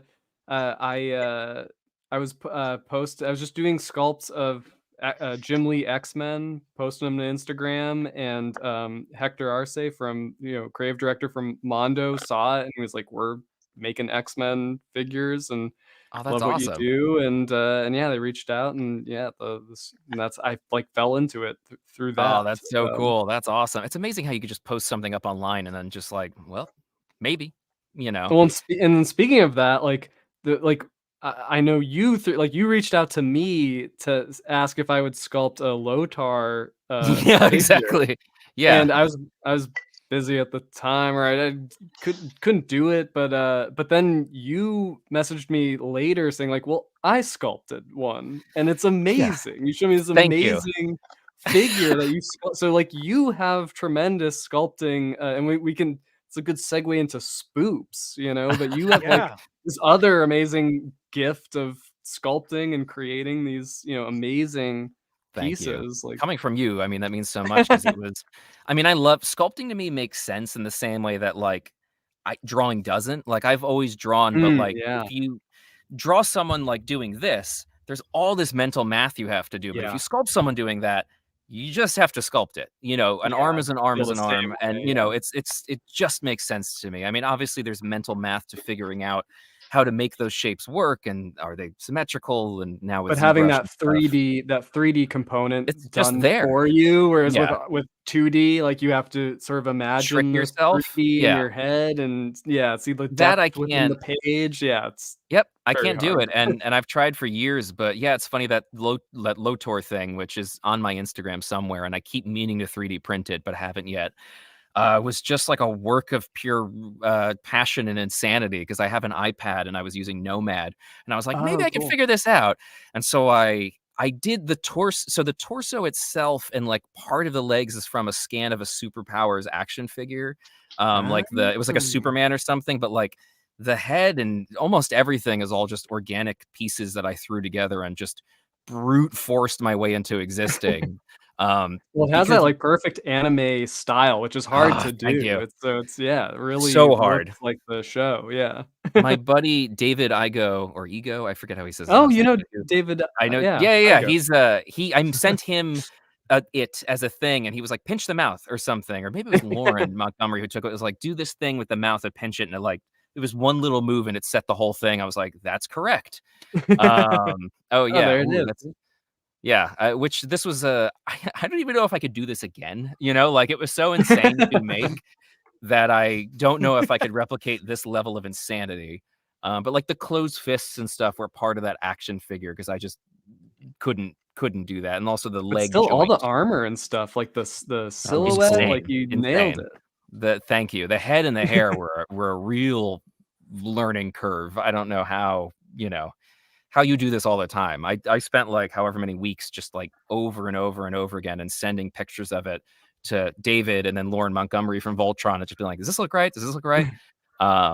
But yeah, that's pretty much how it works. But man, I love it. If for some reason I need to stop voice acting because I'm over it. I'm too tired of enjoying myself. Sculpting is such a joyful process, which is what Spoops, which are my little Halloween figures, are just a joyful thing that I do on the side for me, that I just make these little sculptures. I don't even know how do I begin with it. Does anyone even care about this? Yeah, of course. I sure do. For X-Men people, I don't know. They're adorable. Thank you. They're candy corn ghost. Yes, I love Halloween, and so there's 23 of them canonically currently, and they're just these little. Basically, I couldn't make Halloween decorations in my tiny apartment, and I was like, I wish I could make something Halloween adjacent. And so I started sculpting. It started with the little pumpkin guy, not that pumpkin, but the one with the black body.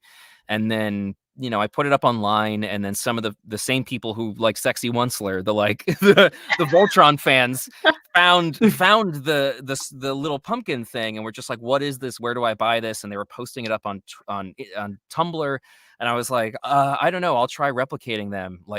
So I taught myself. That's something a fan made out of chocolate, which is insane to me. They like 3D. They sculpted it and cast it in chocolate, which was wild. Wow. But so I basically taught myself how to cast, which is a whole other mental space. And this is just giveaway winners, and that's a drawing by my friend Lori Connolly, who's awesome. Anyway, started selling them. The first like 10 sold out, and then I sold 30, and those sold out. And then I was like, let me do 100, and those sold out. And so I was like, okay, I think this is a thing. And so I started making different designs, and it kind of progressively became this thing that I do. And I'm currently in the middle of I had a pre-sale, and I'm now casting and painting and just trying to get them out to people. But it takes months because there's a significant amount of them, and I'm hand painting them all between other work. So it's just it's like this crazy weird thing that I do on the side of voice acting. That's really cool.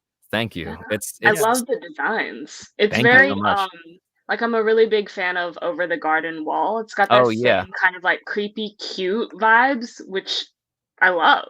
Thank you. So that's my jam, and it's why I started doing these long before Over the Garden Wall was like on my radar. But then once that became a thing and it was popping up on Tumblr and like GIFs and stuff, everyone was like, you have to watch this. You have to watch this. You have to watch this. I was like, okay.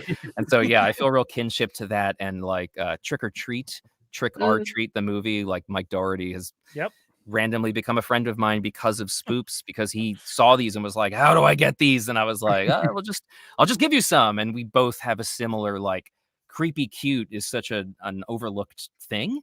And it's something that I just love and have always been sort of attracted to is something that can be scary and cute at the same time. I mean, not that these are necessarily scary, but there's a spookiness to them, hence the word spooks. Because everyone kept saying they were spoopy. And I was like, sure, they're spooks.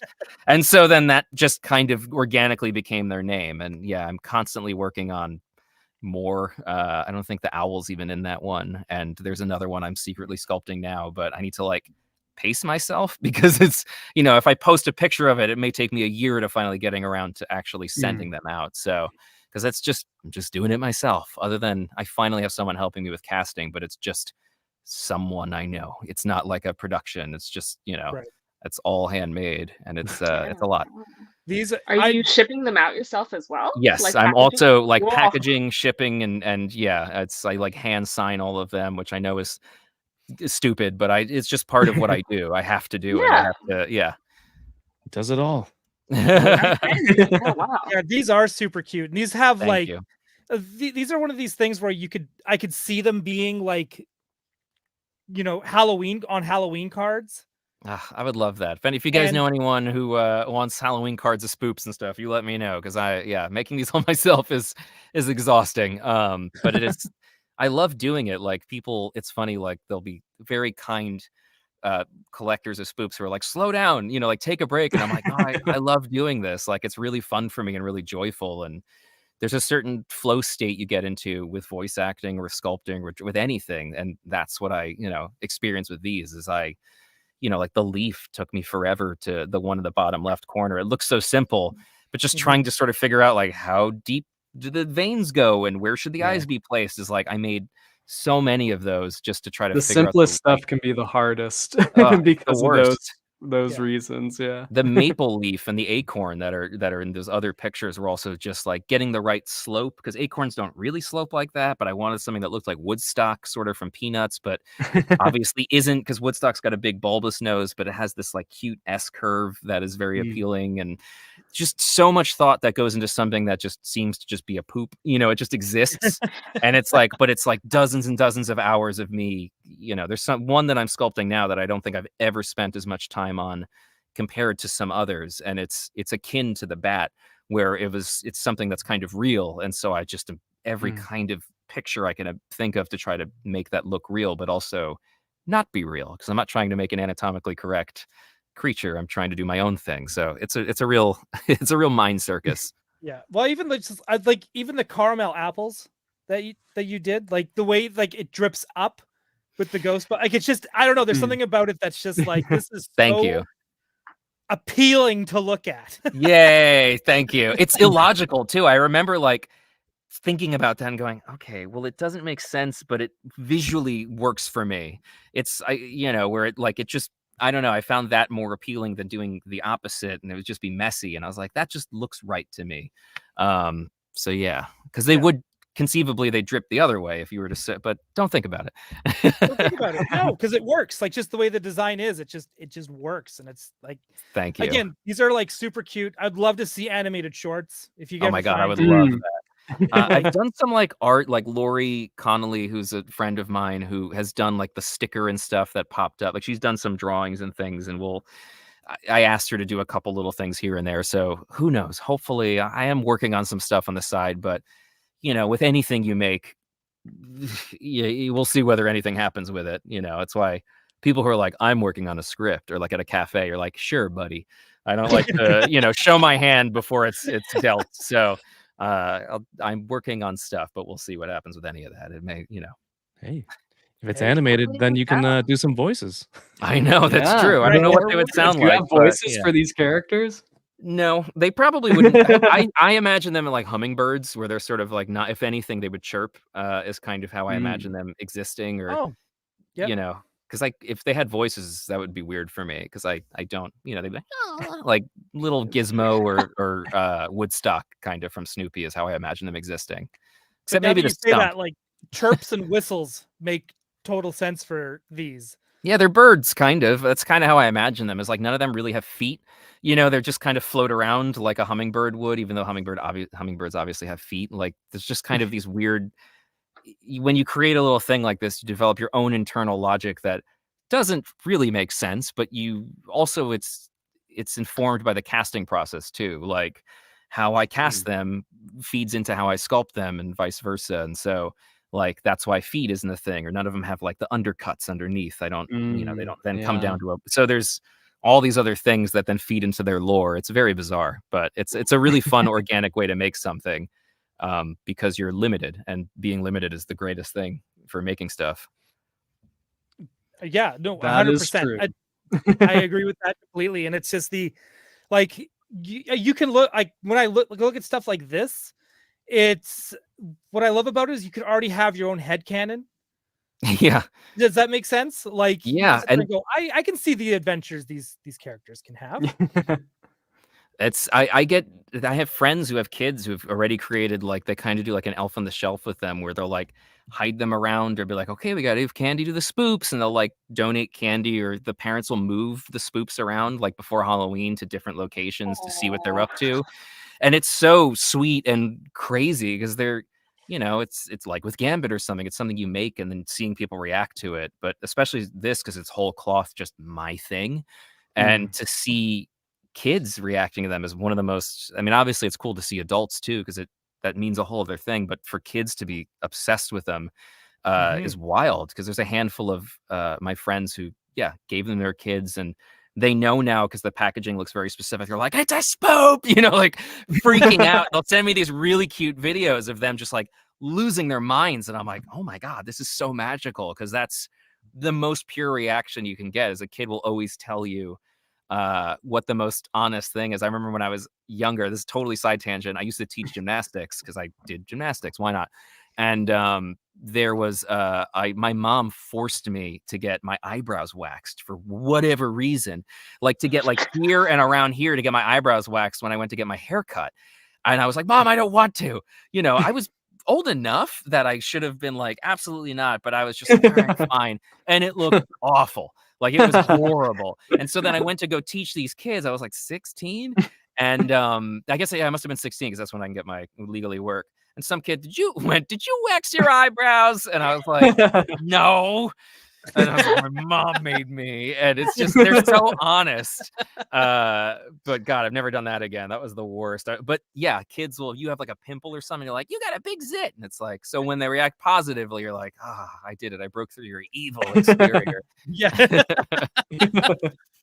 That honesty, cool. That blunt honesty. So pure. It's so pure. Whether it's good or bad, you're going to hear about it. And I love that. Like, it's so cool.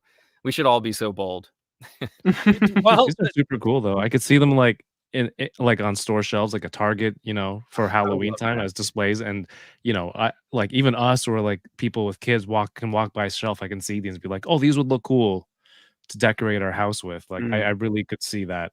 That would be. I'm just gonna say Halloween advent calendar spoops. Honestly, that's a thing. That's a thing I've thought about. I would love to do, because I love advent calendars. Blind boxes. Oh no. Yeah. Okay. Yeah. No, I say no to blind boxes. I'm throwing that out there. I hate blind boxes. You hate blind boxes? Someone actually mentioned that to me like not too long ago, where they were like, "What if you did blind boxes of the spoops, like as like part of what I already do?" And I was like, absolutely not. I think that is the worst. I know people make a lot of money and people do love it. But like just the other day, I was opening up. I was so excited. I was like, oh, I'm going to get this little blind bag avatar thing. And I was like, Katara? I wanted Momo or Appa. Like, I was so gutted. But now I have this. And look, I love Katara. But like as a thing you now have, like that was not what I wanted. I wanted Momo or Appa. And that was basically it. And so, yeah, anytime I've gotten a blind box, like you never get the thing you want. When you do, it's awesome. But I mean, hopefully with Spoops, they're all beautiful. But I would have been really mad if I got Jet from Avatar. I really don't like Jet, and he was one of them. You gotta buy a whole palette of them. That's the thing. Because then I'd be happy to have Katara. Because then I'd be like, cool, I got Katara, Aang, and Sokka, and like that makes sense. But just Katara on her own is like a weird, But anyway, sorry if there's any Katara fans watching. I'm sorry, Katara. You'll be hand painting the Spoops anyway, so they'll all be different. That's true. Although I try to keep them. It's funny because despite the fact that they're handmade, I don't want them to look handmade, which is my double-edged sword. Is I love the way manufactured things look when they're clean and glossy and there's no fingerprints. And so that's what I'm trying to do for each of them. So like I sand. Thank you. I was gonna say I sand the hell out of them after I sculpt them to like make sure that there's no.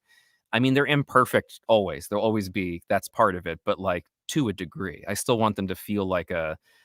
As much polish as like a Funko Pop or something, hopefully. At least that's what I strive for, which is hard. It's very difficult, as you know, to get that level of detail when you're not doing digital. It's all traditional sculpting too. So yeah. AJ, do you have a prize? Super Sculpey? Oh, what was? Sorry, you both. Super Sculpey. Yes, I use Super Sculpey. Super Sculpey's the best. Regular Sculpey's like sculpting with paste. I can't stand it. Kevin, sorry, what were you saying? Do you have a prized collectible? because you seem to be, you know a lot of these Yes. toy lines, and you're into sculpting and all that. Do you have a prized collectible that you own? I'm like picturing my room, what's in the other room. I have my favorite things I think I have is like roughly the full run of the Raiders of the Lost Ark action figures, like the carded figures, but which are super expensive and rare. And I got them when I was young-ish. They were in like an antique shop, and I like begged my parents. I was like, please, it was like 1996 or something. So they were expensive, but not that expensive. And like Indy and a couple other like Sala or something were loose, but then there was like 4 or 5 that were still on the card. And I can't, I'm not going to drop $1,000 to get like a Marion, on a card, because that's how much they run for now. It's like $3,000 or $4,000. So I wound up like obsessively replicating each of the cards to like a disgusting degree. It was basically like Catch Me If You Can or something, where I was like forging the papers of like, at some point I was like, I could totally sell these as forgeries, and I think I could get away with it. Like, it got to that degree of insanity, but to the point where I even like vacuum formed the bubble from Marion's, because Marion's bubble is smaller than all the others. So I 3D sculpted and printed and vacuum formed hers. So that'd be the right size. That's the level of insanity you're dealing with here. I wasn't going to use that word, but no, it's truly, there's a deep sickness in me. I feel like Spielberg could make a movie of this now. Just like... some idiot kid who's like, that's just like, I must replicate all the Raiders figures. But it was such a joyful process because I had those 4 on the cards, and then I was like, I don't know what to do with the rest of these. So I was like, sure, this will just be a random project I do. And then I put them all together. So those, because it's a combination of labor, which is more fun to me than just having a thing, plus something from childhood, and it's kind of this mixture of things. It was an experience plus something that is very valuable to me as a person. So I think that's that. And then also I have one of my biggest favorite things is I love the Rocketeer. And nice. I've become friends with Jennifer Bauckham Stevens, who was his sister, and she sent me a couple, because we were just corresponding about Rocketeer, and she sent me some of Dave's like little things, and just like little bulldogs and stuff they had on his desk, and I was just, that's one of the most meaningful things I've ever been given, because we talk about other stuff, and she was, I know, cleaning up some of his things, and I was like, if there's some stuff you can't part with, that like is just trash, but you don't want to throw it away, like you can't sell it, but you're gonna throw it away, but you feel bad. I was like, you can send me it, whatever it is, because she was right in the middle of like having to deal with that. And so I like cried. It was so sweet, like weird little knickknacks and things like push pins and stuff that was his, but it was, you're not gonna put it up on eBay and it so I have that in my D12 with my other Rocketeer things, and that means so much to me, because I know that it's like, I always think of in Hook, where the little boy is like, well, what am I going to take care of, Peter? And he's like, never bugs, little ones. And it's like, that's what I feel like. Where I was like, I'll just take care of his little things. And so it means a lot to me. So that's awesome. That's super cool. Because Rocketeer is also something that I don't think gets enough. No, not at all. It could be so much. That's the thing that makes me crazy. Like Rocketeer there's so much to it. And I do love the original movie, but I could see why, given the time, why it maybe didn't stick quite as much as it did. If it came out today, I think it would have killed. Yeah, for sure. But that property, if it ever comes a knocking, I'll whatever I could do to be part of that and make sure that that's good, because that's something that could easily become a bad reboot. Because I think people aren't as familiar with it as they should be. But it's such a wholesome and lovely story. I would love to see someone do it right. Again, but that's another one too, where I feel like Rocketeer would fit so well with today's animation. Oh my God, yeah. Like, especially if you went kind of almost with like a Bruce Timm style Art Deco. Oh yeah. Oh my God, yeah, for sure. Like all that stuff would be so like because all his villains in the comics are awesome. And again, everything's so good. Yeah. Everything's always relevant to somehow whoever they're fighting in the past, we still seem to be fighting today. Yeah, we can't get rid of those guys. Yeah, there's also such the pulp element of the Rocketeer. There's an artist or a writer, God, Mooney is his last name. I think it's David Mooney, who's doing the current run. There's like these mini one-offs, and the writing and the art is phenomenal. Like I've read a lot of Rocketeer like follow-up things, and God, I hope I'm not butchering his name, but Mooney is his last name. Who's in Scotland, I believe, or Ireland.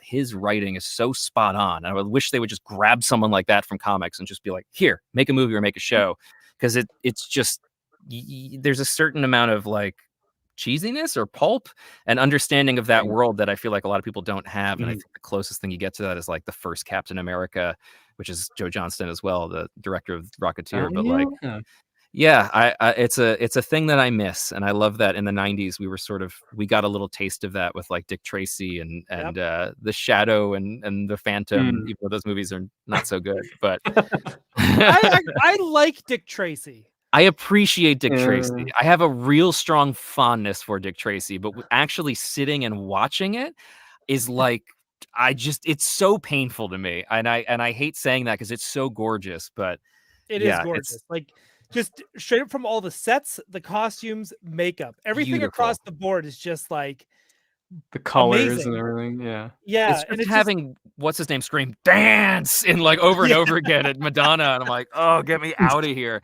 Yeah. Well, he just sits there and slurps oysters. Isn't that what it is? Oh no, it's Big Boss is the one screaming dance. It's yeah. There's so much ugliness in that movie at the same time as there is beauty. And it's a supremely strange film. The villains kind of have to be ugly, right? Like you can't. I love that. Yeah. The like prune face and all that. They all just look like Steve the Tramp. They all just like ugh. I'd like to see a Batman movie that goes that hard into cartoony. I love that. Yeah. I'm all about that. Anytime you just take a hard swing at something really weird like that. Like I love the movie Dread. You're like, screw it. Just like just do the thing. Or I mean, yeah, to do a Dick Tracy now with smart writing and a great Dick Tracy and all that stuff would be so much fun. I would love that. We're way off subject now. Now we're talking about Dick Tracy. Hey, but it's still all comics. That's usually I know. That's usually what I kind of all bring it back to. It's like, but man, no, but again, I just want to talk about Dick Tracy a little more because it's just again, it's like such a please talk to me about Dick Tracy. You're like, the guy like on the street that's like, we'll talk to Dick Tracy about Dick Tracy for food. Yeah, calling Dick Tracy. It's because even when I watch, like, it feels like they were trying to almost base that off of Batman the Animated Series as well.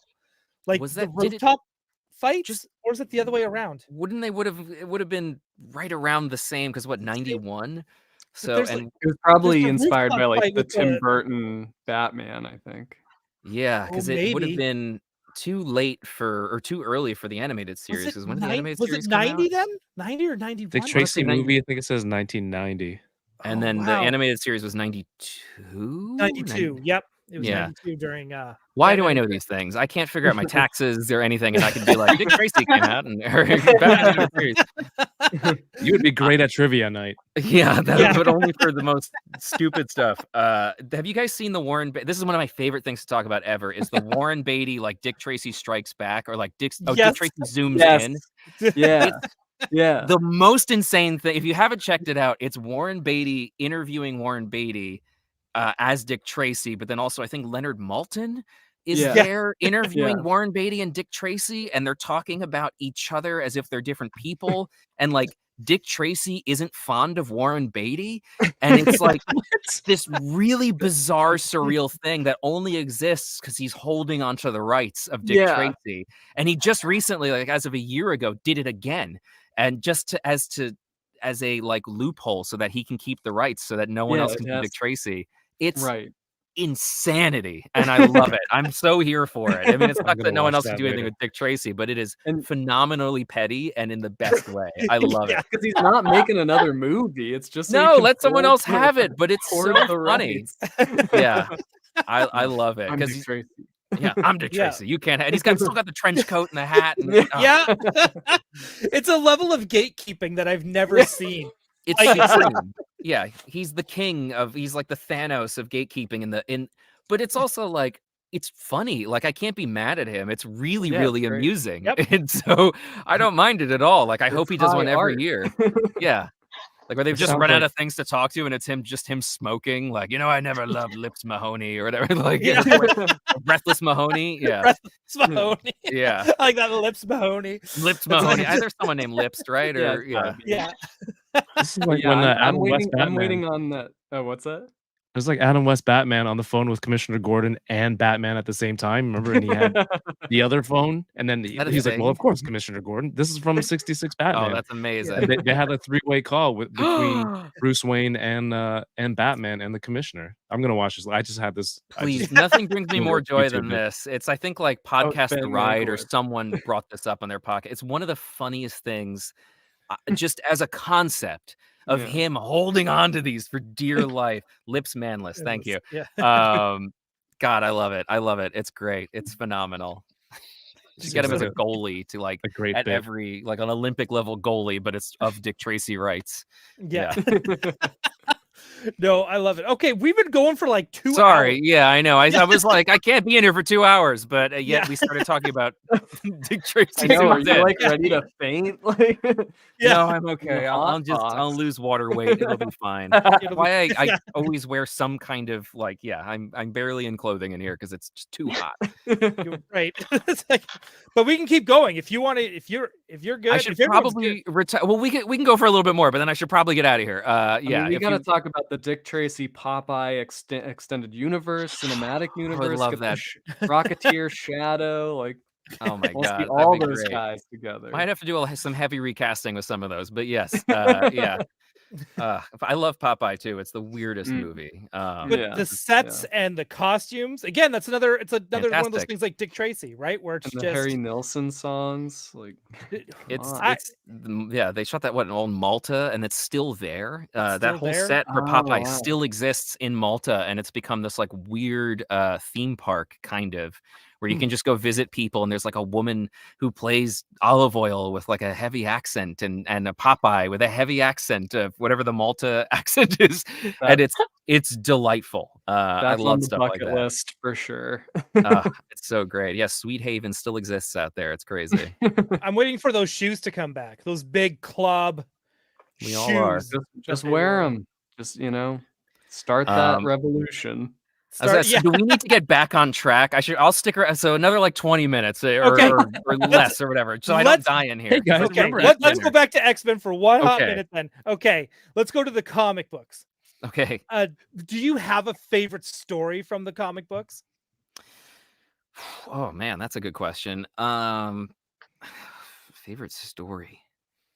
Or like favorite era. Because usually X-Men is eras. They don't really do like the stories thing. They're mostly an era, like the Jim Lee Claremont era. There's the John Byrne era. So hard. I mean, it's all such a mishmash of information in my head when it comes to X-Men. Like with Spider-Man, it's much cleaner. It's like I'm able to parse out different stories, but like, I don't even know. I especially since most of my interest was in Gambit, so I'd pick up his side stories and stuff and like read like from 266 on with like his first appearance and with young Storm and stuff. And I don't know. I mean, God, I'm trying to think. I got nothing. I have nothing. I love Apocalypse. Your favorite era was just Gambit. Was just Gambit. Gambit's my favorite era. But also anything Apocalypse involved, I really enjoy his character. I think he's like Magneto in the sense that he's got this sense of purpose that's not wrong. He's right. And it's really appealing when a character like that is like, this guy has a point. And I think that's really fun. And so whenever he shows up in the comics, I'm like listening, I'm interested. I did enjoy the Krakoa stuff, although that feels like not my X-Men in a way. It's like a new thing. It's its own. Was it John Hickman and all those guys? Like, I loved all that. It was so bananas, and it didn't feel like X-Men, and in a way that I don't know how. It felt like a nightmare version of X-Men, which is a weird way to describe it. But it all feels very unfamiliar and alien. It doesn't feel comfortable, but I like that about it. It's very sterile, and it's fascinating. I feel like that was meant to that Krakoa era. Like you were never really meant to feel comfortable at any moment. So even at the starting of those hang on, Dan Larson, we'll get to you in 1 second. Hi, Dan. Once they kind of like they get to Krakoa and you feel like, oh, they've got their space and everything, and they're like, well, we're gonna let in all the bad guys now.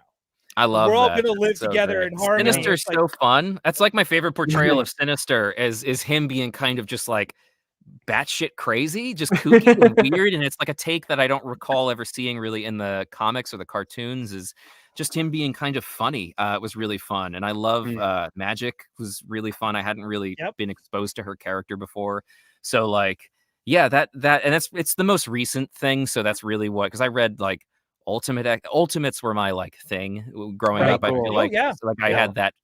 Ultimate X-Men I fell off pretty quickly, but it was Ultimate Spider-Man was where like that was my collecting core. Talk about like holy grail collectibles is like I have the entirety of the Ultimate Spider-Man run, because that was just first from appearance like, of Miles Morales. Yes, yeah.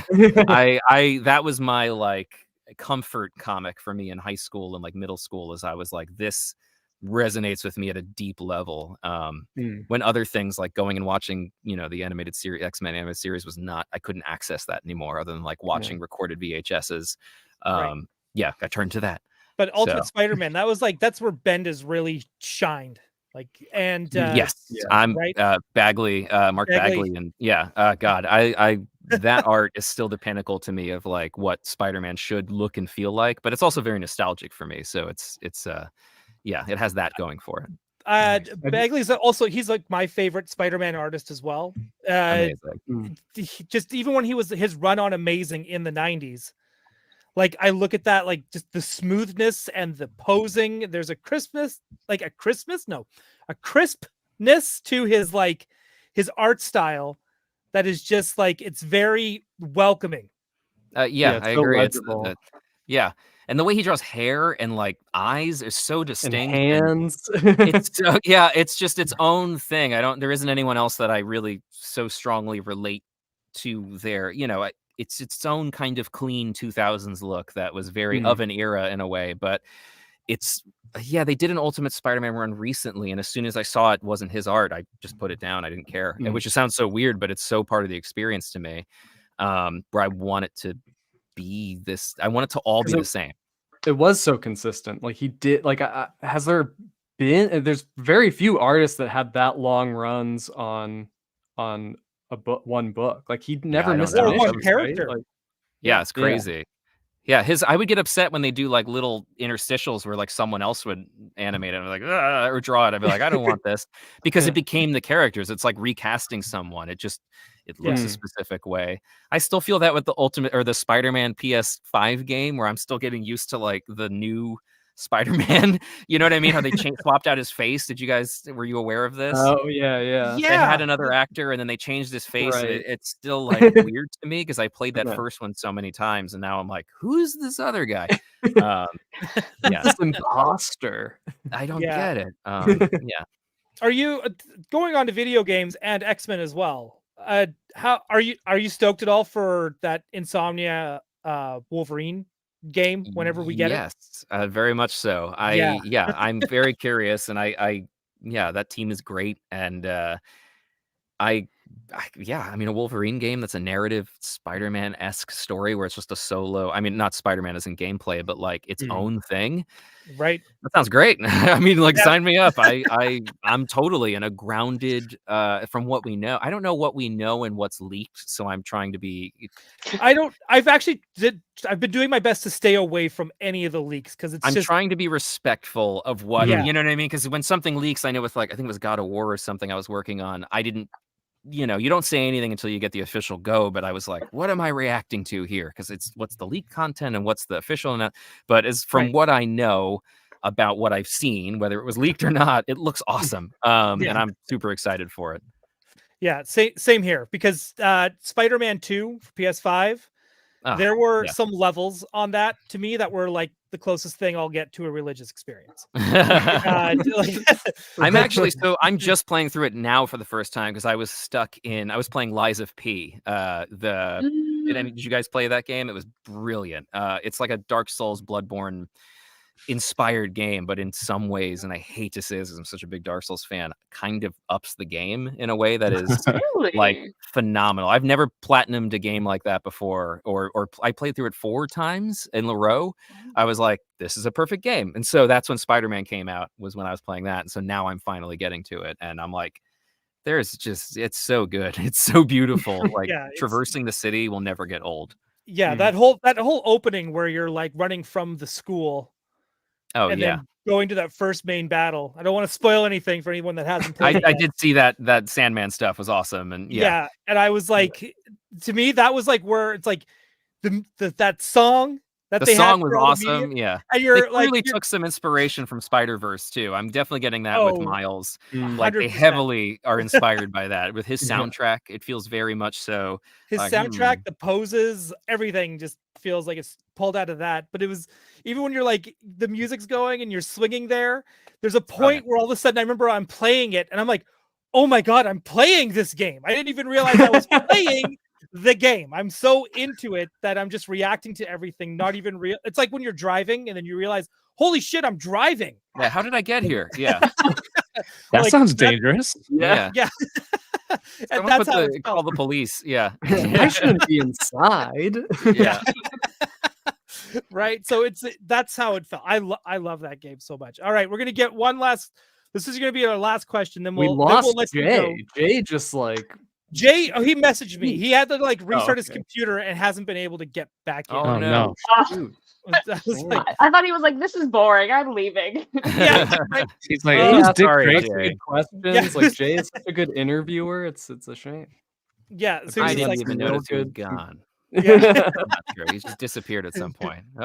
What's the Dan deal Larson, with those... Secret Galaxy? Yeah, go ahead, read it. Yeah. What's the deal with those Gambit gloves? I don't know.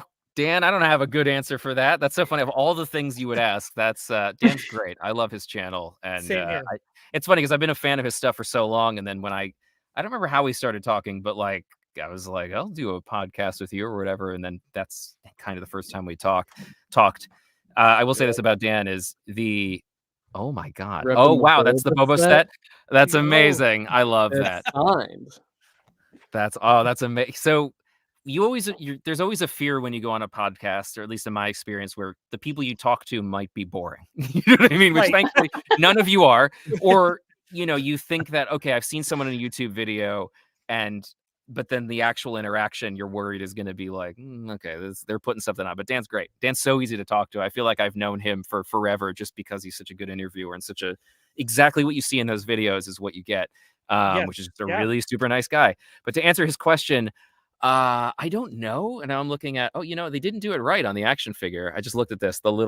His hands are wrong because he's got the 2 middle ones should be painted. Yo, I know. Oh, there we go. How about this one? There we go. Much better. Huh.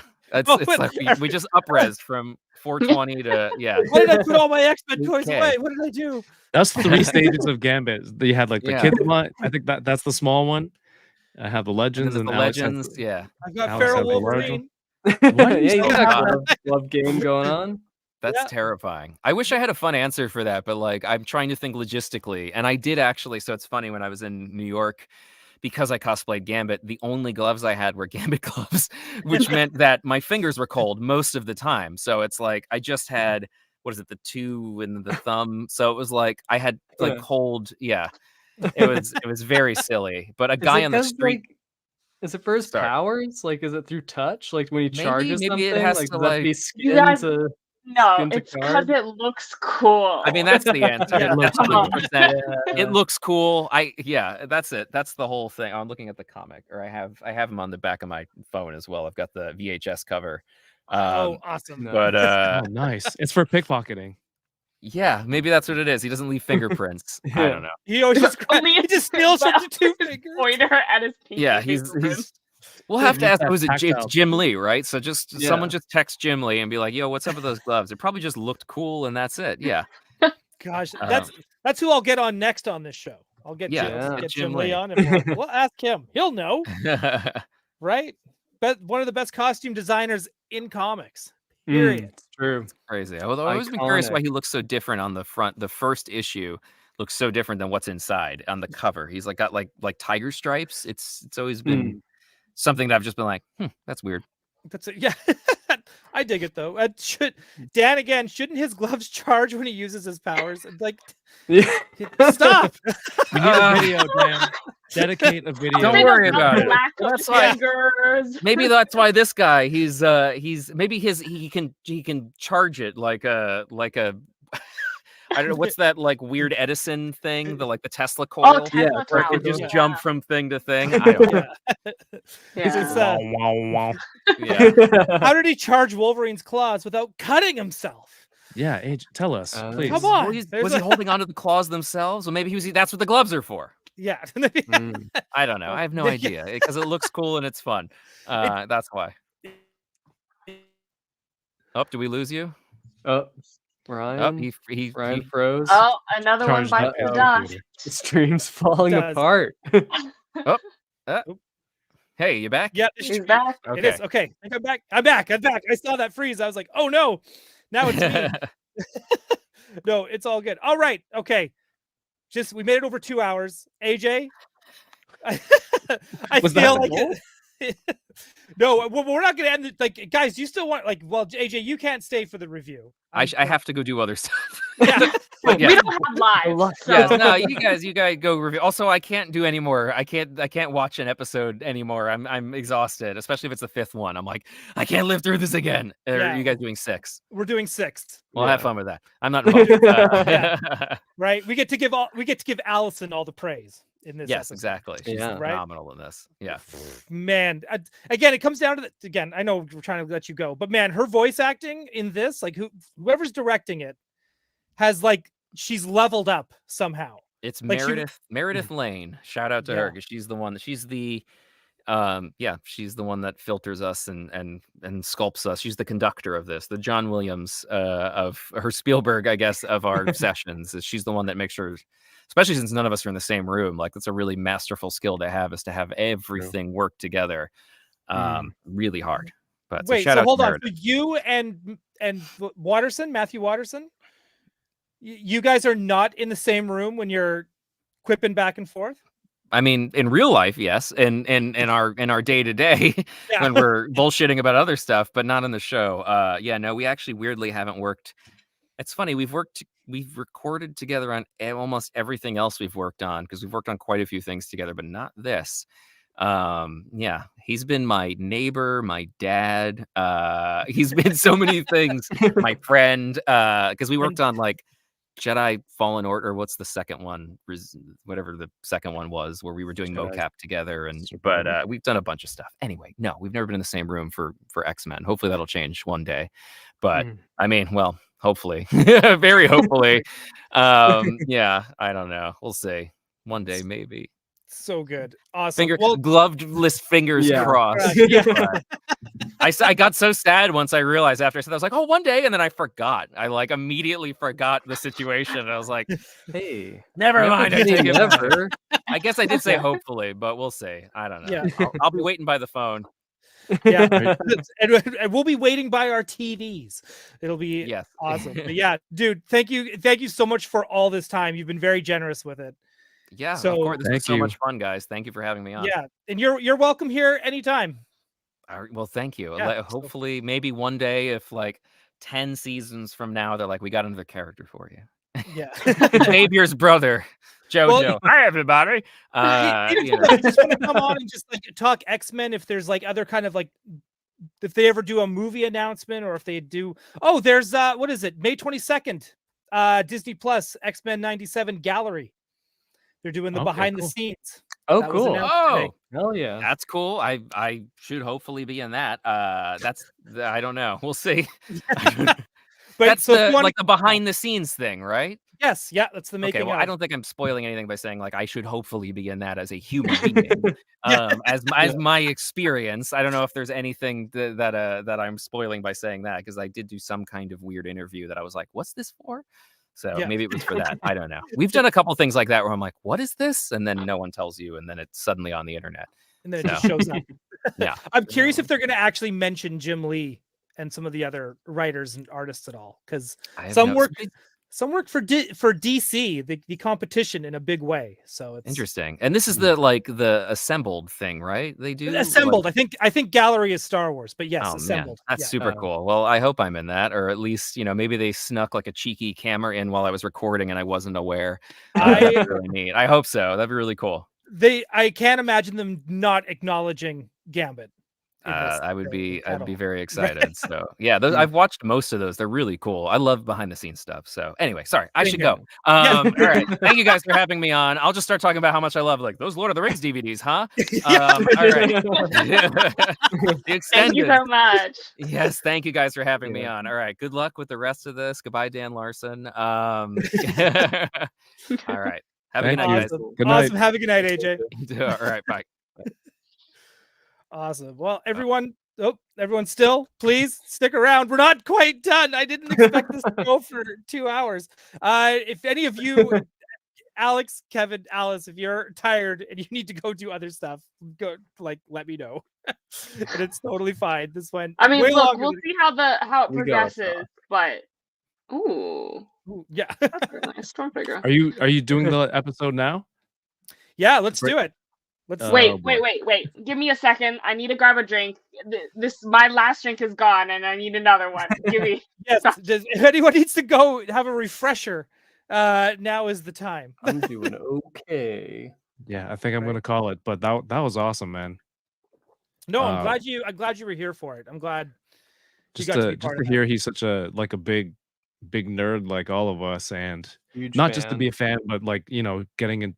Alex, I think from your perspective, being like a toy sculptor, and he's so not just sculpting, just producing and painting and doing producing tremendously the whole thing. It's like passionate guy. It's cool to see what I think we mentioned it right before we started. It's like a fan who kind of who kind of gets into the property, right? And just embodies it. And of course the success with the show right now, that it's super cool to see. I love that. It's so cool. He's one of us. 100%. It's great. You're gonna have to get Kevin. You're gonna have to get him on Toying Around, I think, at some point. I think he might hate us after 2 hour 2 hour Steam session in his recording booth. Yeah. Well, he could have left at any point. He decided not to. But yeah, we're doing a marathon tonight here. So yeah, thank you for having me on. I'd love to stick around, but it's 12. I'm East Coast, so yeah. Thank you. Yes. Enjoy the rest of the episode, and I'll see if I can listen in. Awesome, cool. Have a good night, Kevin. Thank you so much. Have a good night, Kevin. All right. You know what we're gonna do while we're doing that? While we're resetting. Yeah, while we're doing a quick set change. That's what it feels like. Hang on, what am I looking for? I'm like, what is happening? Okay, there we go. I need this, and again, I'm totally caught off guard with what. Just gotta start playing that Warren Beatty, Dick Tracy stream. Yeah, it's almost tempting. Hang on, not this. I need this. We are going to plug some Mondo because now seems like a good time to do it. So we're going to Mondo collectibles. Every Tuesday there is a new drop. That is true. And today it was a Wednesday drop. But we've got some new figures to show. Hang on, where? If you click it should be on the home page. Like if you click the little Mondo logo there. Oh, okay. See, there we go. There you go. Got the Daria figure set. These came out of nowhere. Right? I was not expecting these to ever get made. Hang on, we got Crossbones Koopa. Thank you for being here. You're another new name. Is that the Gambit statue behind you, Alex? Behind me, it's a figure. It is the Gambit figure I worked on for Mondo. But yeah, it's statuesque. statuesque. Yeah, it's awesome. I I love it. So yes, so this one dropped today, correct? Yes. Yeah, correct. Yes. So the Daria and Jane figure.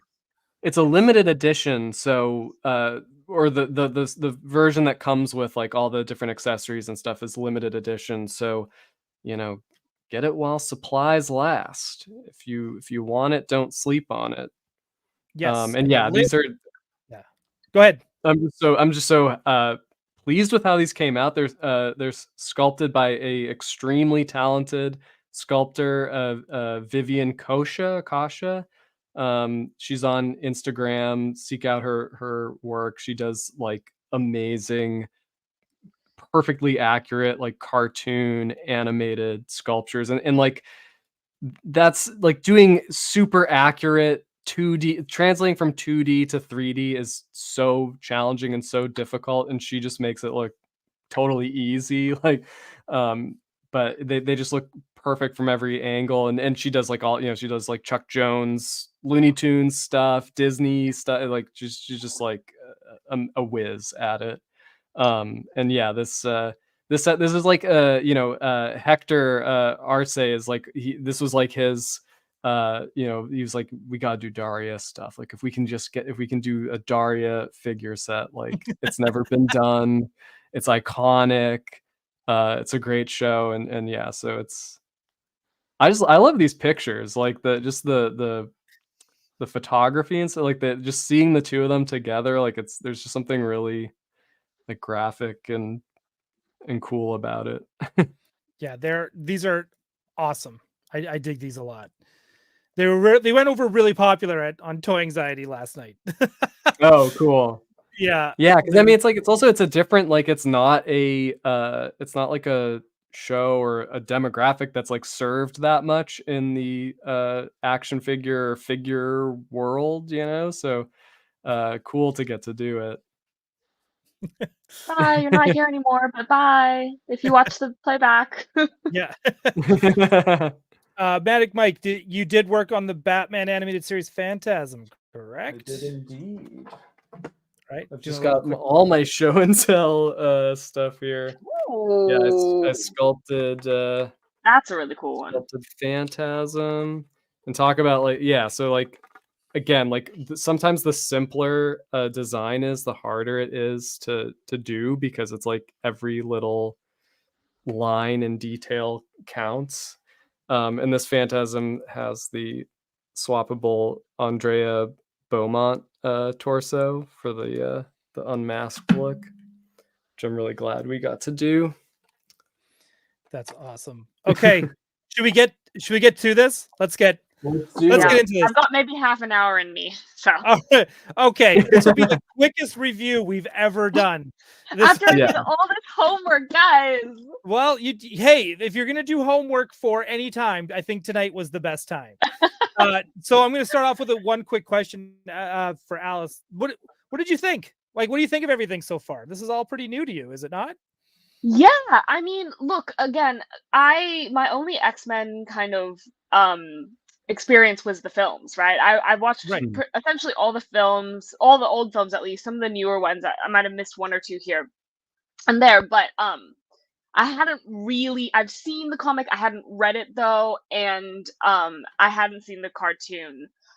So it really caught me off guard how romance heavy the show is. Right. Welcome to the X-Men. I was like, oh, and then she's dating him, and then she's and I was like, yeah, that was really exciting. And great show.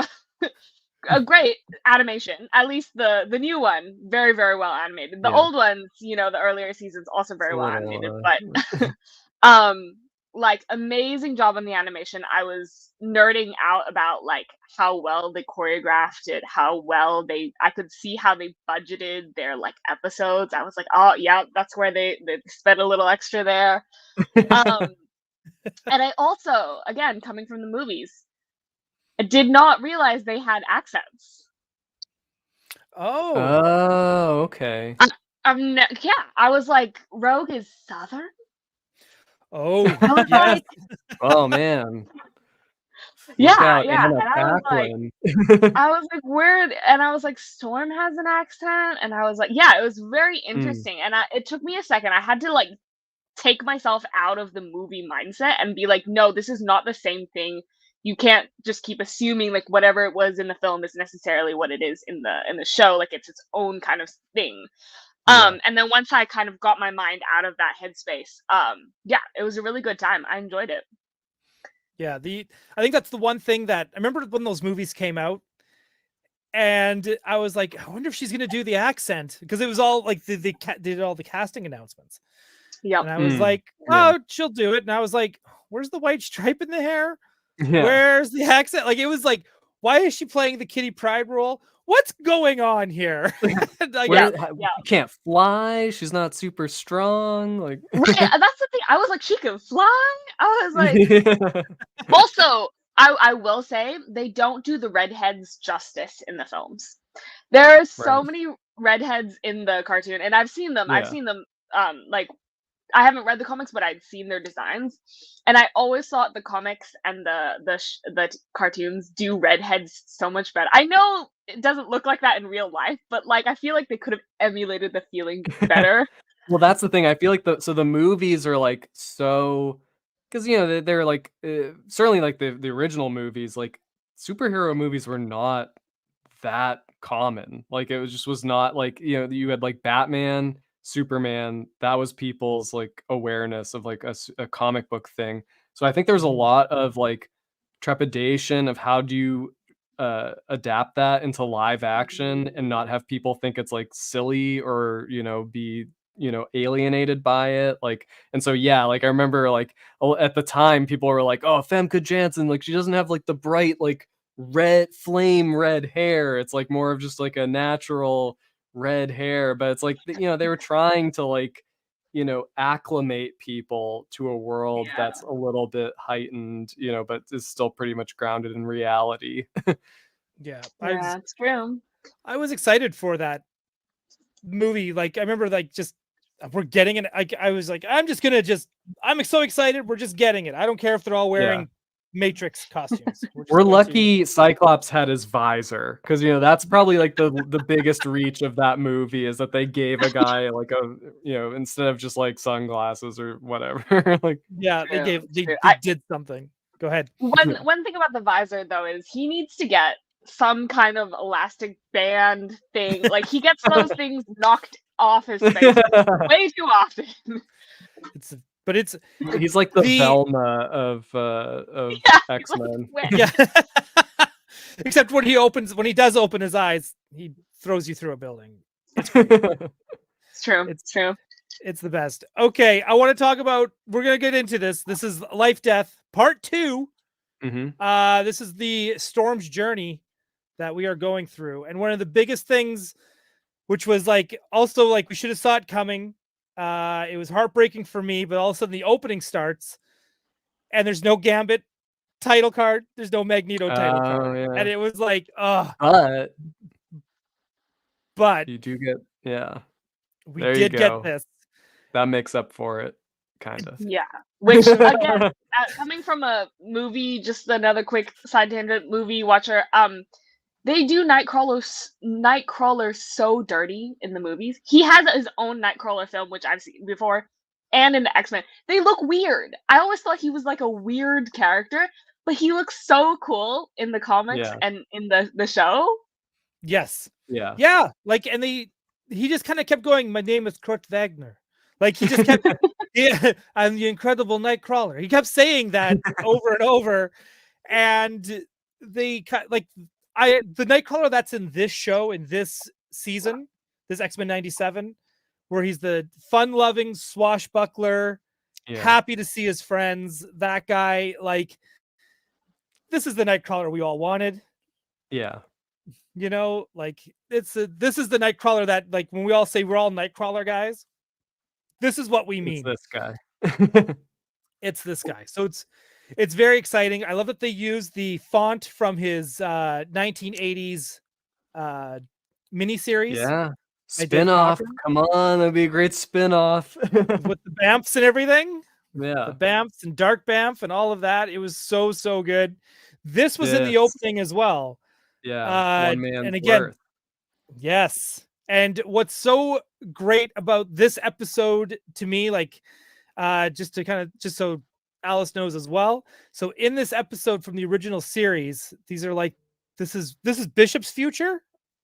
It's not, is it? No. Well, it's basically Age of Apocalypse in the show. It's like in the show. Bishop is going back in time to try to prevent kind of fuzzy. I think the death of Charles Xavier. Yeah, Trevor Fitzroy goes back in time to kill Charles Xavier, and it creates the alternate timeline where that's basically like an Age of Apocalypse style. Everything's messed up, and so Bishop has gone back in time they to successfully stop. save him though? They do. Yeah. Yes. So they do. But what's great about this is that you've got this other Wolverine, this other Storm. They go back in time to the 60s. I think that's what it seems like. It's like, I think so. They don't really say, because they're trying to keep like Xavier's age a little vague, you know. They are, and what's great is that there's a whole thing where they go to like a bar, and the bartender won't serve Storm and Wolverine because she's black, and she makes this comment of like, "You're going to judge me on something so primitive as the color of my skin." And it's just like, it's one of those things that always, like, even as when I was as a kid, you're just like, that's spot on. Like here's the lesson. Right. But as Bo de Mayo points out in his write-up from last week, you know, at the time in the show, it was like sort of like, oh, like, you know, we've come so much farther in the present in 1992, like that. But then realizing, oh, that was kind of an illusion. Like we have not like progressed near as a world, as a species, we have not progressed nearly as far as we thought. There's still work to be done, you know. Right. And this is the actual code. I think the skin color prejudice, how quaint, right? Right. And then they beat the crap out of the bartender. What's crazy about that is that it's also Wolverine and Storm are married in that timeline. And so when they save Xavier from being killed, and they're essentially erasing their timeline and erasing their whole love story. Yeah. I hate that part of time travel, because there's several ways you can do time travel. The ones where they're like, you forget everything or you like disappear. I'm like, no. Yeah. Well, and speaking of like forgetting everything, this episode definitely plays with that. We'll get to that. Well, yeah, we will. But it does start off. We have the Kree from. If anyone, again, if you're just coming from the movies and everything we've got the Kree, which is where Ms. Marvel, Captain Marvel, she's part of that Kree. They talk about the High Evolutionary War. They do mention that in this episode, which I thought was kind of cool during all of this. Because High Evolutionary is in the original animated series. Like there's that episode with Scarlet Witch and Quicksilver, and like I think he created the Savage Land, something like that. Right. And so we get Deathbird coming in with the Imperial Guard. This was best Deathbird has ever looked, been performed, acted. Like Deathbird in this episode, like she stole the show. there was a shot that I was trying to find a screen cap of, and it's where she steps on Ronan the Accuser's head, and the heel goes through his cheek, and he bleeds. And I was like, oh, like, I can't tell if that's like vicious or hot, but either way, I was like, this is awesome. Bit of column A, bit of column B, right? Like it's like, again, I have to say, man, the women in this show across the board have all been so fierce. Like you don't fuck with any of them at all. Like any of them. Like they don't. Yeah. They're not here for it. Remember Goblin Queen? That seems like so long ago now, but like, right. Well, even Jean right now, right, and Storm, like all of them, like Jubilee. You don't mess with them, man. Yeah, the two Jubilees. Right. Oh yeah, the older Jubilee. Oh. Yeah. Yeah, right? They just She's destroyed cool. Mojo. Yeah. Super cool. But I'm totally all for this. She's and Look at again, that. her just her and her sister Lalandra. I don't know if I was able to find. I had trouble finding screen caps for this episode. It wasn't like last episode where it was like you could find the whole episode and just stills. Just how like she just has no time for the bullshit. Especially her sisters, and like the Imperial Guard can be so weird sometimes within himself. And within that Imperial Guard, another character I couldn't find a still from was maybe I do have one. There was the other. I don't want to spoil anything either because just in case the other. Maybe did I get a? Oh, I don't have a screen cap, but there is Vulcan, who is another character that Imperial Guard, who. Again, they might not go there. This could be just a cameo appearance. Yeah, but he's there, so they can go there later. But he does play a big role in the comics, and it was really cool seeing him in there as well. Like it's another very important character. And his flame effects looked so cool. Just the effects animation, just every episode, out of the park. So good. Out of the park. Thank you, Hussein. You've done amazing on this. You've been great job. We're super happy for you. But in there, like, and again, they're all talking, and she's like, hey, like they're in the middle of beating the shit out of the Kree, more or less, and they get this announcement of, hey, the Lalandra, your sister's got a big announcement. Everyone's got to be there. So they finish up their work, they head out. And this is where we get one big reveal of her like, hey, I'm going to get married to this dude. And we find out the dude is Charles Xavier, the one that we all think is dead. Bum, bum, bum. Right? But did we think he was dead though? Because like there's a pattern. I keep seeing characters just come back to life, Yeah. Well, there was especially the X-Men. Yes. Right? Always the possibilities. Yeah, he was very much not in the clear when they left Earth. Yeah. Right. And he's now dealing with his own prejudice, more or less, because now the Shi'ar is just like they're not having it. It's fucking amazing. Like this show. Like it's so like just even in space, like we're gonna deal with the Shi'ar. The Shi'ar are bigots, they're imperialists, they're colonialists. Like it's just like we're still like the themes of the show. It's just this show is driven by theme, as opposed to by fandom or it's like even though it appears to be driven by fandom, because it's so good at referencing that too. It's like it never strays from like what's at the heart of everything. Right, and like. And one of the best lines I've ever heard in anything was like when, Deathbird approaches it and being like, really? Like, what was the ghetto? You said the quiet part out loud? The Milky Way ghetto. Like, that's who you're going to marry? Like this guy from the Milky Way ghetto? And I was like, oh, this is great. Because it's like that's how even space sees us. You know what I mean? Like it's just like you roll up the windows of your spaceship when you drive past Earth. Yeah, right. Because you just don't know, right? Terra, like, I love Chittle, like yeah, it's so good. So everything that they're in there, and of course they're like, well, if you that's where you get the whole challenging and stuff too, which I really enjoyed between the sisters of like, well, if you're gonna marry this dude, he then has to like conform. Yeah. And he has to forget his students. He's got to forget Earth. They're gonna like legit remove all that from his head. That's what that's what colonizers do. They erase the thing that makes you an individual, your life experiences. It's like you're gonna be us now. You better forget all that you once knew.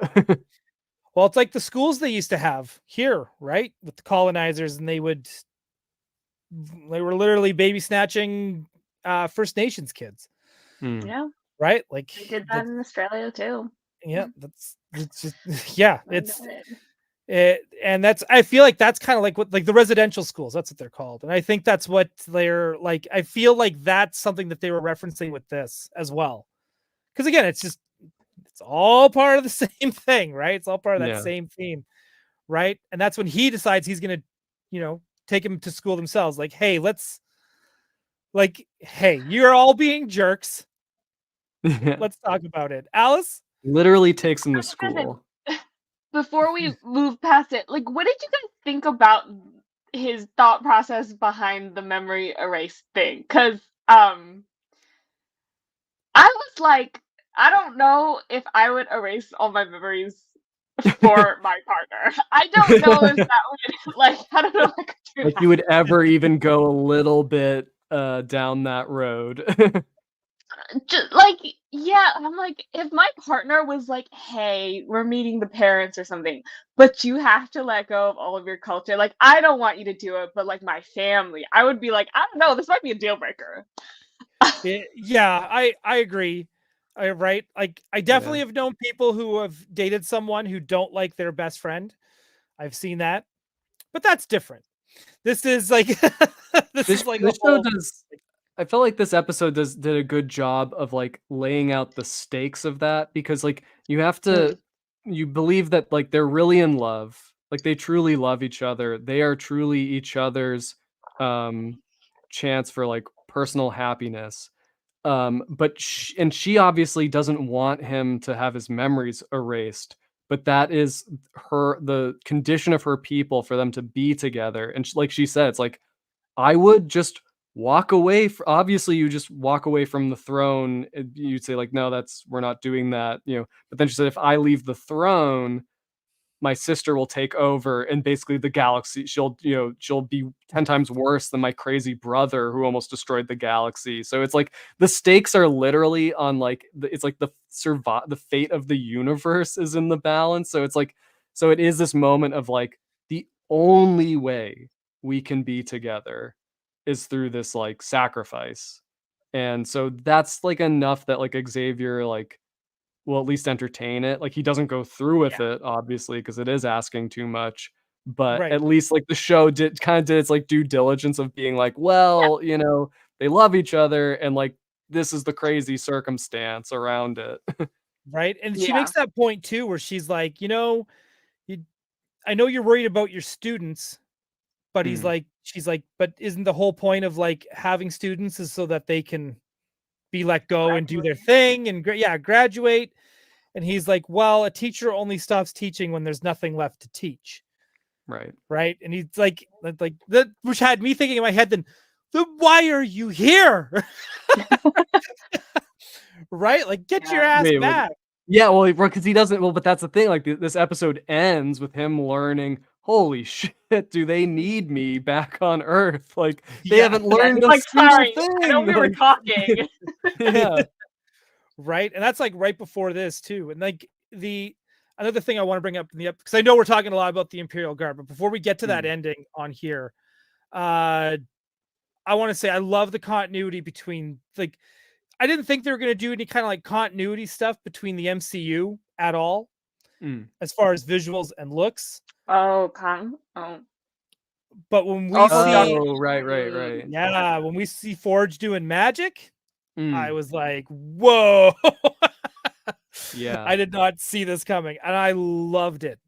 Now, do you think it's just a mustache ponytail thing that's why it looks like the Doctor Strange thing, or? Yeah, maybe because he got what's the villain's name? Because like we didn't know who it was. The Adversary. The Adversary, right? Thank you. And like, because at first I didn't know who it was or was supposed, because we were all taking guesses. Like, is that Shadow King? Like, who could that be? But again, an Adversary bites him. It leaves this infection that's going down like the arm into the heart, and it becomes a challenge for Storm of like, hey, if you want to save me from this, we're gonna have to like, go over here out to this mountain. And she's really have to get tested, because for those who may not know, Storm is very claustrophobic. right? So she's pretty much having to like crawl through small holes through an old mine. Which they did such a good job. That reveal, like, because like Forge is like, this is why I'm obviously should be in bed, but I came out here because I knew that like you wouldn't be able to your claustrophobia, you wouldn't be able to go here. And he shines his flashlight on like the tiniest little mine shaft, and it almost has like the like contra zoom from Jaws on Roy Scheider's, like it's on Storm, like realizing that she's gonna have to face one of many of her worst fears.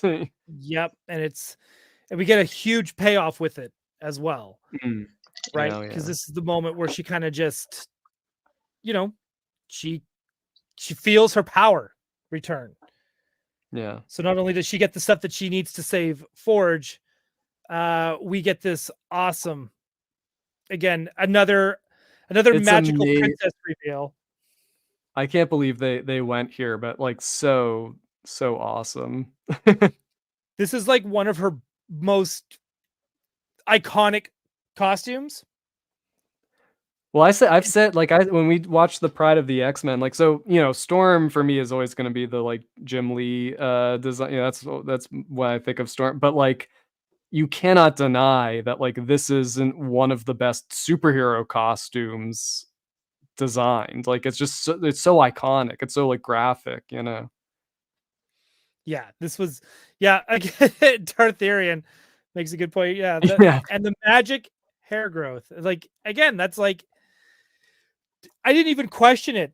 Like, it just happened, and I was like, I saw this costume and this outfit, and I was like, "Yep, we're back." We're back. Well, like, it's funny because it's like when first I saw the hair, I was like, "Is her hair growing back?" Is is this because like people they were like, for those of you people who aren't into the mohawk, like we got everyone covered on this one.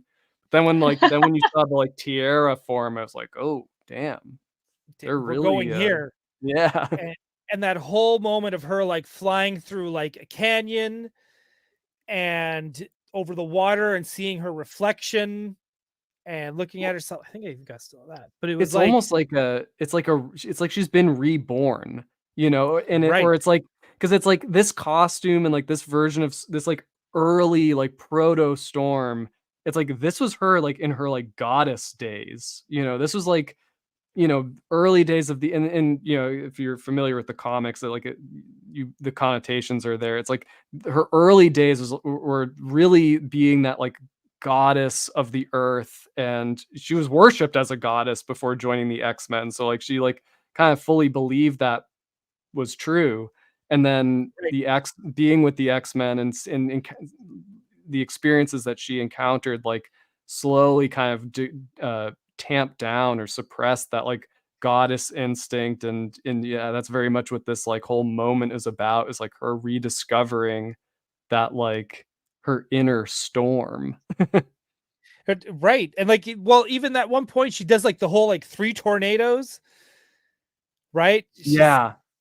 She's testing like, does everything work? Like, just making sure. Right. And it's crazy because now we're getting her back and Xavier back. Yeah, it's like both of them back to basics, because it's like, because Xavier too, it's like, oh right, I forgot my greatest power, like the power to teach. It's like I'm in the green suit. I'm in the classroom. Like, as a catchphrase, sorry, just to butt in, a little bit lame. When he delivered the line, when he was like, "I have forgotten my greatest power, and that is to teach." I was like, "Oh, okay, it's not that cool." I mean, it's cool, but it's not. I also give this show credit for actually showing Xavier teach. Like, that's part of it. That's, you kind of just, it's always like taken for granted. It's like yeah, Xavier is like he's the great wise mentor of the X-Men. It's like his teachings are so inspirational, but you never actually get to like hear much of it or see much of it. Maybe in like Grant Morrison's New X-Men, you actually get a taste of that, but like it's actually very rare in X-Men to see Xavier kind of like prove why he's, or just demonstrate why he's so inspirational to people. So that was cool to see. It is. Yeah, I like that too. And this whole thing with, so I'm curious to where this is going to go, because clearly now we saw We also saw Storm and Forge kiss, so they're officially an item now too. Again, the romance. Sometimes I'm like, girl, you were so angry at him. You're really gonna date him because he was gonna die. I mean, like, there's so many issues with that. Yeah, but their relationship has always been a little like not healthy. Passionate. Okay, yeah, not healthy. That's the way to put it. Like, I wouldn't say it was abusive, but it wasn't good. Right. Yeah. Right. Like, I think. That's again, but we'll see. We'll see if that plays out. I don't want to like do any spoilers, but it's just like, yeah, right. I feel like maybe the Forge Storm relationship in this series, I feel like, so people a few people were like, with the Goblin Queen episode, they're like, oh, it was like there's so much to Inferno, and to have it like just kind of like condensed into one episode, it wasn't enough for like, all of the complexity around Madeline Pryor and whatever. I kind of felt that way a little bit with the way that Life, Death, and the Storm losing her powers, and like, because like in the comics, that is like such a story, such an arc, such a character arc for her, and it like really takes its time, creating that years. Yeah, but also just like in the original comic, it's like the way it builds the love relationship between Storm and Forge, and the like betrayal, but then the like rebuilding of trust. It's like, I don't know, it's like they take much more time with her, sort of like, spending time being humbled without her powers, like learning her, like her strength and her resourcefulness, that she doesn't she has powers beyond just her mutant gifts,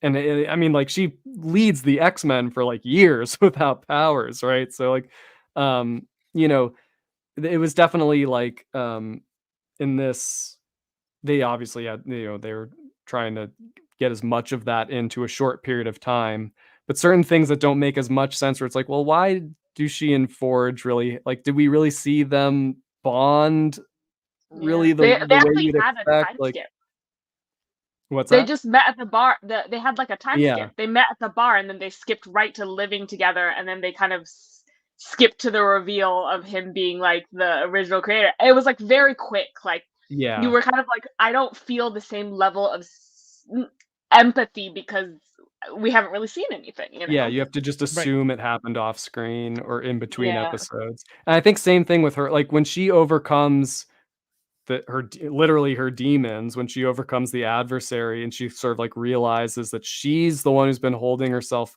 back because her time spent fighting the X-Men struggle has made her sort of forget who she is, and she didn't even like, it's kind of like Cyclops when he blows up in the news interview in the last episode. Like, the X-Men don't realize how much they've been beaten down by the world and by the struggle. Like, they have sort of been in denial about a lot of that stuff, and so this was like Storm's moment of realization that, like, oh, I've been in denial. I've been like living the lie that the world has been telling me.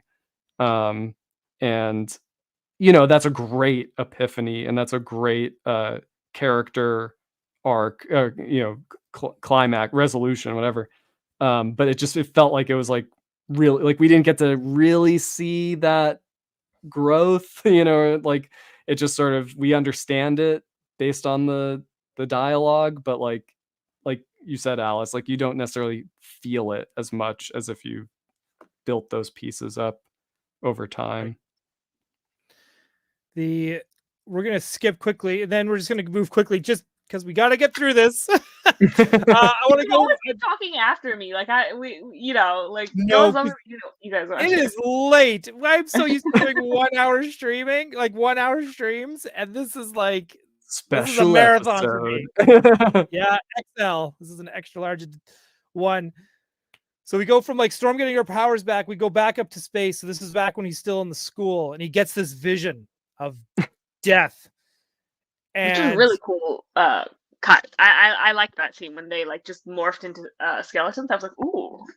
Like what? Yeah, right. Because I didn't know. Because at first you're like, what happened? And then you realize it's in his mind. Right. Yeah. And of course, then Skeleton Gambit shows up. I know. Don't they know we're trying to get over this? And like, yeah, wham. Yeah. No, you got too comfortable again. And here's the crazy thing: Xavier and Magneto are very, very close, very connected throughout their majority of their life history. Best buds. Best buds. He did not sense the death of Magneto, but he sensed the death of Gambit. Yes. So I think Magneto's still alive, and Gambit is not. Right? Pretty clear cut. I mean, look, I had to believe Magneto wasn't dead, because if Magneto was dead, that meant that Leech died. And I was like, I love Leech with every part of my being. If he died, I would just simply revolt. Right? Yeah. If that were the case, I would think I'd think more that there's gonna be some sort, like people say, like Cable will fix it. There'll be some sort of like time travel thing, but I'm not so sure. Like if Magneto comes back and the Morlocks come back, it's like, well, maybe what was done is done, Yep. I'm hoping this all will continue. I mean, like the next episode is Bright Eyes, and then we're going into the last 3 episodes. So it is going to be bonkers. Dartherian had a good question too. Does Chuck realize there are 2 genes? I guess that'll be another thing that hopefully will get answered along the way, right? Right. Oh, here we go. Melinda Davidson. This is a great little pickup here as well. He is also the Horseman of Death, double meaning. What's the double meaning? Well, that's death. He was the Horseman of Death. I think that's the double meaning. So I think that's I think I could be wrong. Melinda, if you're or maybe it's like he's the big one, so he's like leading this little army of skeletons, like symbolizing, I don't know. And he is also dead. He is also right. dead, yeah. Or that. Right. So that's she's right. Like again, Apocalypse could always bring him back as well. This is there's in the X-Men, there's always a way. Remember when Gambit was like blind in the comics? He's like, he gets blind. He's blind, and then he becomes him becoming death. The Horseman of Death, I think, like undoes him being blind. Right. Well, same with Wolverine. He got his adamantium back because he also became one of the Horsemen. Yeah, right? Apocalypse. He is the retcon king. Yeah, that's the Lord of Retcon. The undo button of I love it. Okay, so here we go. We're gonna do next week's episode as well. Thank you everyone for sticking. Whoever stuck real quick. I know this is the longest episode, but there's a little bit more there at the end. The show ends. Bolivar, I guess is how it's pronounced. Trask, he's running and he gets he gets like blasted from behind. There's like a energy bolt, that's red energy bolt that shoots him in the back.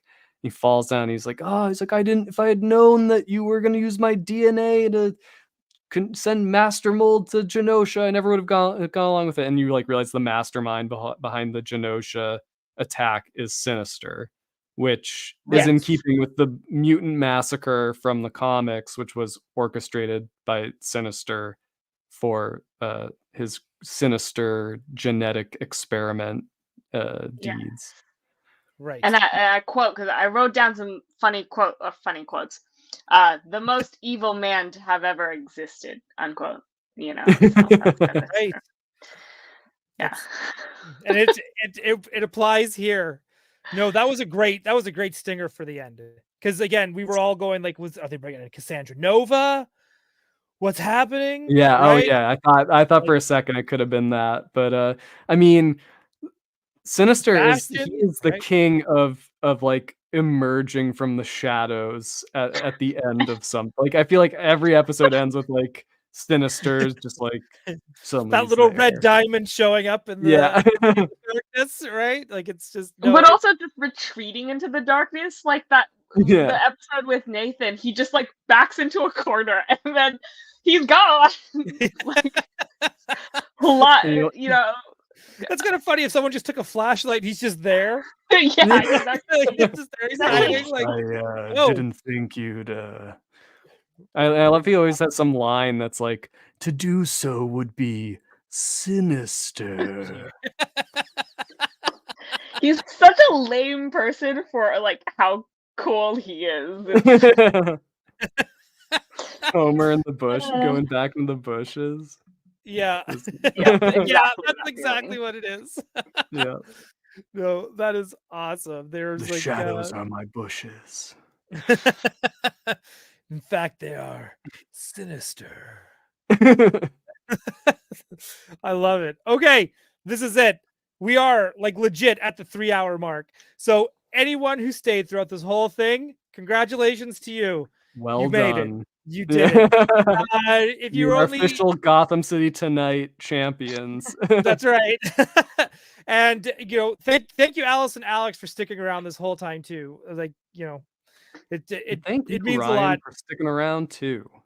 I almost didn't at one point. I froze. I thought I was gonna get I thought slowly we were gonna get picked off on this stream. Yeah, I know. Jay long gone. Long gone. Yeah. Right away. He was the first to go. Like, I don't. Hey, that's right. Gotham City Tonight Elite, 100%. That's what it is. So thank you to all the elite members. Yeah. It means a lot. Working so on again, the jackets. Thank you very much. Alice's link for her comic is down in the description below. The Mondo Collectibles description below as well. Toying Around, Geek Dad Life, link to the Spoops, all of that. It's all in the description. So thank you everyone who tuned in. Thank you for everyone who's watching the replay and even made it this far in the replay. Again, thank you for that as well. And have a great night, and we will see you next week.